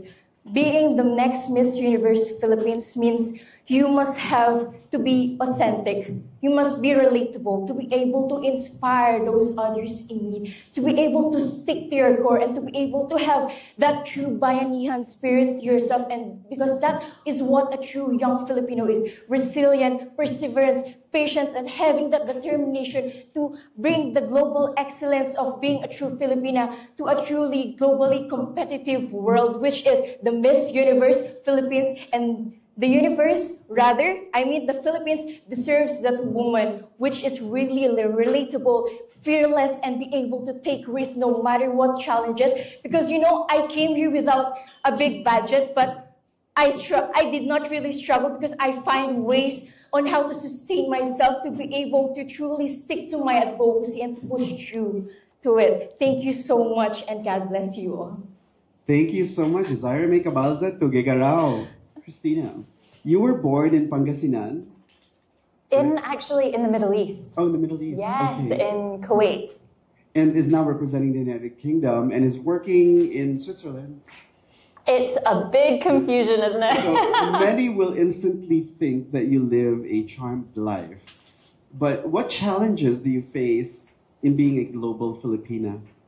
I think it's the aspect of always just trying to fit in. You're coming across language barriers, cultural barriers, and you are just learning so much about yourself. You're trying to make friends. And I think ultimately, if you're able to come into the situation with an open mind and just introduce yourself to people, it's as simple as that you open up the doors, you open up relationships that you never thought you would ever have. And truly, that has made my experience so much brighter. Now, you have quite a varied resume, having graduated with a pharmacology degree, but also dabbled in entertainment, real estate, among others. What are you doing now, and what do you hope to do for the rest of your life? Wow, it's always a big question that we're trying to address. As you said, I am working in real estate, and it's given me amazing opportunities, but it just didn't start there. I worked in hospitality in the very beginning, and I just wanted to encourage people that you should be proud of where you come from, how you make money. There is no shame in starting from the bottom and working your way up. Truly, I want to get into this space that can empower women. I started a group called Self-Esteem Queens, where we're able to share our struggles and work towards our goals. And if I can work with the Miss Universe organization to continue that globally and extend that love to the universe, then that's truly what I would love to do. Yeah, you started that in Singapore, but how did that come about? Well, I had an experience when I was moving to London. I was truly trying to prove myself to the world that I was good enough and ultimately make my family proud. They had sacrificed so much for me. My dad worked abroad overseas, and so did my mum as a former migrant worker. So I really wanted to use that education that they had provided for me and really hone that power. But I went to London trying to get and proved myself in the graduate role. I ended up going through some darker days and felt super lonely and was diagnosed with depression. And once I finally came out of that, I ended up moving countries again for another opportunity in technology. And I just didn't want anyone else to feel the same. So I started this group called Self-Esteem Queens, which extended it to the local Singaporeans as well as Filipinas and, you know, the expat community. And everyone just resonated with it, and I was able to take it online as well. And why should you be the next Miss Universe Philippines? I believe that I am the next Miss Universe Philippines because I have the ability to transform the energy in the room. People can experience laughter and joy, but feel safe and share their struggles. I believe in this time where we're in a mental health crisis, a queen should be able to make this a priority and take action, which is what I do. With, as I mentioned, those days experiencing depression, I do not want anyone else to feel the same way. And, you know, that helplessness. So with Self-Esteem Queens encouraging and empowering other women worldwide of all ages, you know, I want to extend this to the Filipino communities here and abroad so that no one ever has to feel alone. I want each and every person to know that the universe is so much brighter with them in it. As a kid, you lived in the Philippines, Japan, and the USA. How did all of that moving affect you as a child, and is it something that you'd want for your kids to experience? I absolutely do. I believe that being transient as a child really gave me a lot of experiences that I was able to harness later on in life. It created me as a person as well as taught me strength and built my character. That was really able to apply and as well as help people along the way to really know more about myself. My experiences, I think, is one of my biggest achievements, and if it wasn't for my childhood and those experiences I've had with traveling and learning different cultures, that would be one of the most things that I'm proud of. And I definitely want my children to experience the same thing as well. Now, what has been the most challenging aspect about coming home to the Philippines and competing in Miss Universe Philippines? The most challenging aspect would be just coming in as an adult and seeing the Philippines and experiencing the culture again from a different perspective. I think the most challenging part of being part of a competition is just not being able to really immerse myself into what a daily life will be like here as a local again and seeing things as an adult. But for the most part, these challenges really helped me have a better understanding of what it is to be part of competition like Miss Universe Philippines, but also really learn more about the girls that I have been working with as well as everyone. And I really good takeaway from me for this one is it's the challenge itself. Oh, my bad. So you're one of the moms to this pageant. Tell us about your kids and what do they think of their mom being in Miss Universe Philippines? My son is very proud of me. He is 9 years old and he is one of my largest supporters, and being able to come in a competition, represent mothers as well, is really pushing my own self-beliefs. And I think this is a great example for women as well as mothers to be able to pursue their dreams, regardless if they have responsibilities when it comes to childcare and raising a family. Now, why should you be the next Miss Universe Philippines?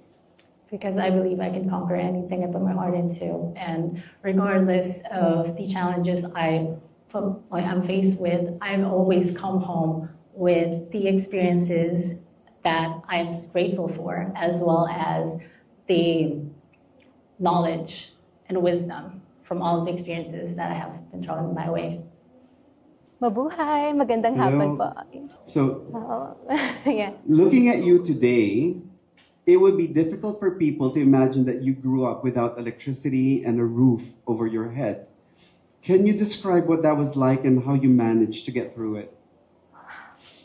Well, as someone who grew up in poverty and as someone who grew up in a province, without the basic necessity of life, it's difficult. But I know that I can do something about it. And I never let those difficult situations, the poverty, hinder me in achieving my dreams. Because I know that this difficult situation just honed me and prepared me to be the person that I am now, right now, and someone who is empowered, and someone who can use my story as an inspiration for others. And after all, I never played as a victim of poverty. That is why I'm here. Now, you graduated with a degree in customs administration. There is a perception that allegedly there is widespread corruption in our customs. How do you feel about that, and what would you do if you worked there? Well, for me, it's all about life choices. So as someone who believes in God, who fears God, I never actually considered being in this profession as someone that could actually benefit negatively in our society, because it's more about how you will do your job and how you will do your, you will perceive your actions, and you will do something that is beneficial rather than something that can pour in our society. So in this profession that I chose, I pledge to give my best, to give my authentic me, and to just spread positivity, and at the same time to draw inspiration for my story as well. As someone who fight, the poverty of life through education and having such profession that I'm blessed to have. People who see you are so amazed with your very, very tiny waistline. Do you feel unfairly judged by the feature alone? And what would you hope the people will remember when they meet Anita? Well, thank you, ma'am. As much as I appreciate the compliments over my body, but I know that we are all different. We are all unique in our physical attributes. So as much as I know that it really gives me an advantage to be known easily, but I know that beyond that, we are more than just the woman that we are right now. Because beyond this stage, beyond our looks, we are someone who will champion the causes that we want or that is close to my heart. And just like mine, I grew up in poverty without electricity, roof, and any basic necessity of life. But I am here to champion education because I know how it changed my life and how it can change the life of others as well. And yeah, I know that through this, I will be someone that could make a big wave of change to our society as well. And why should you be the next Miss Universe Philippines? Wow. You know what? To be the next Miss Universe Philippines is such an honor. Cliche as it may sound, but it's a great responsibility that I would be forever grateful for. And as someone who grew up in a province, in a small barangay called Barreto, I always dreamed to represent not just my province in the national stage, but more all of the international stage as well, to show them the real Filipina who can fight, who can rise up beyond the poverty, beyond the difficulties of life. And I know that with such experiences, it could give me a background or the drive to be someone that could lead with empathy, with passion, and with heart. And with that, I know that I could be someone that could truly represent the Philippines, hopefully in the international stage as well. Thank you so much, Anita Rose Gomez Zambales. Thank you so much. Well, thank you so much.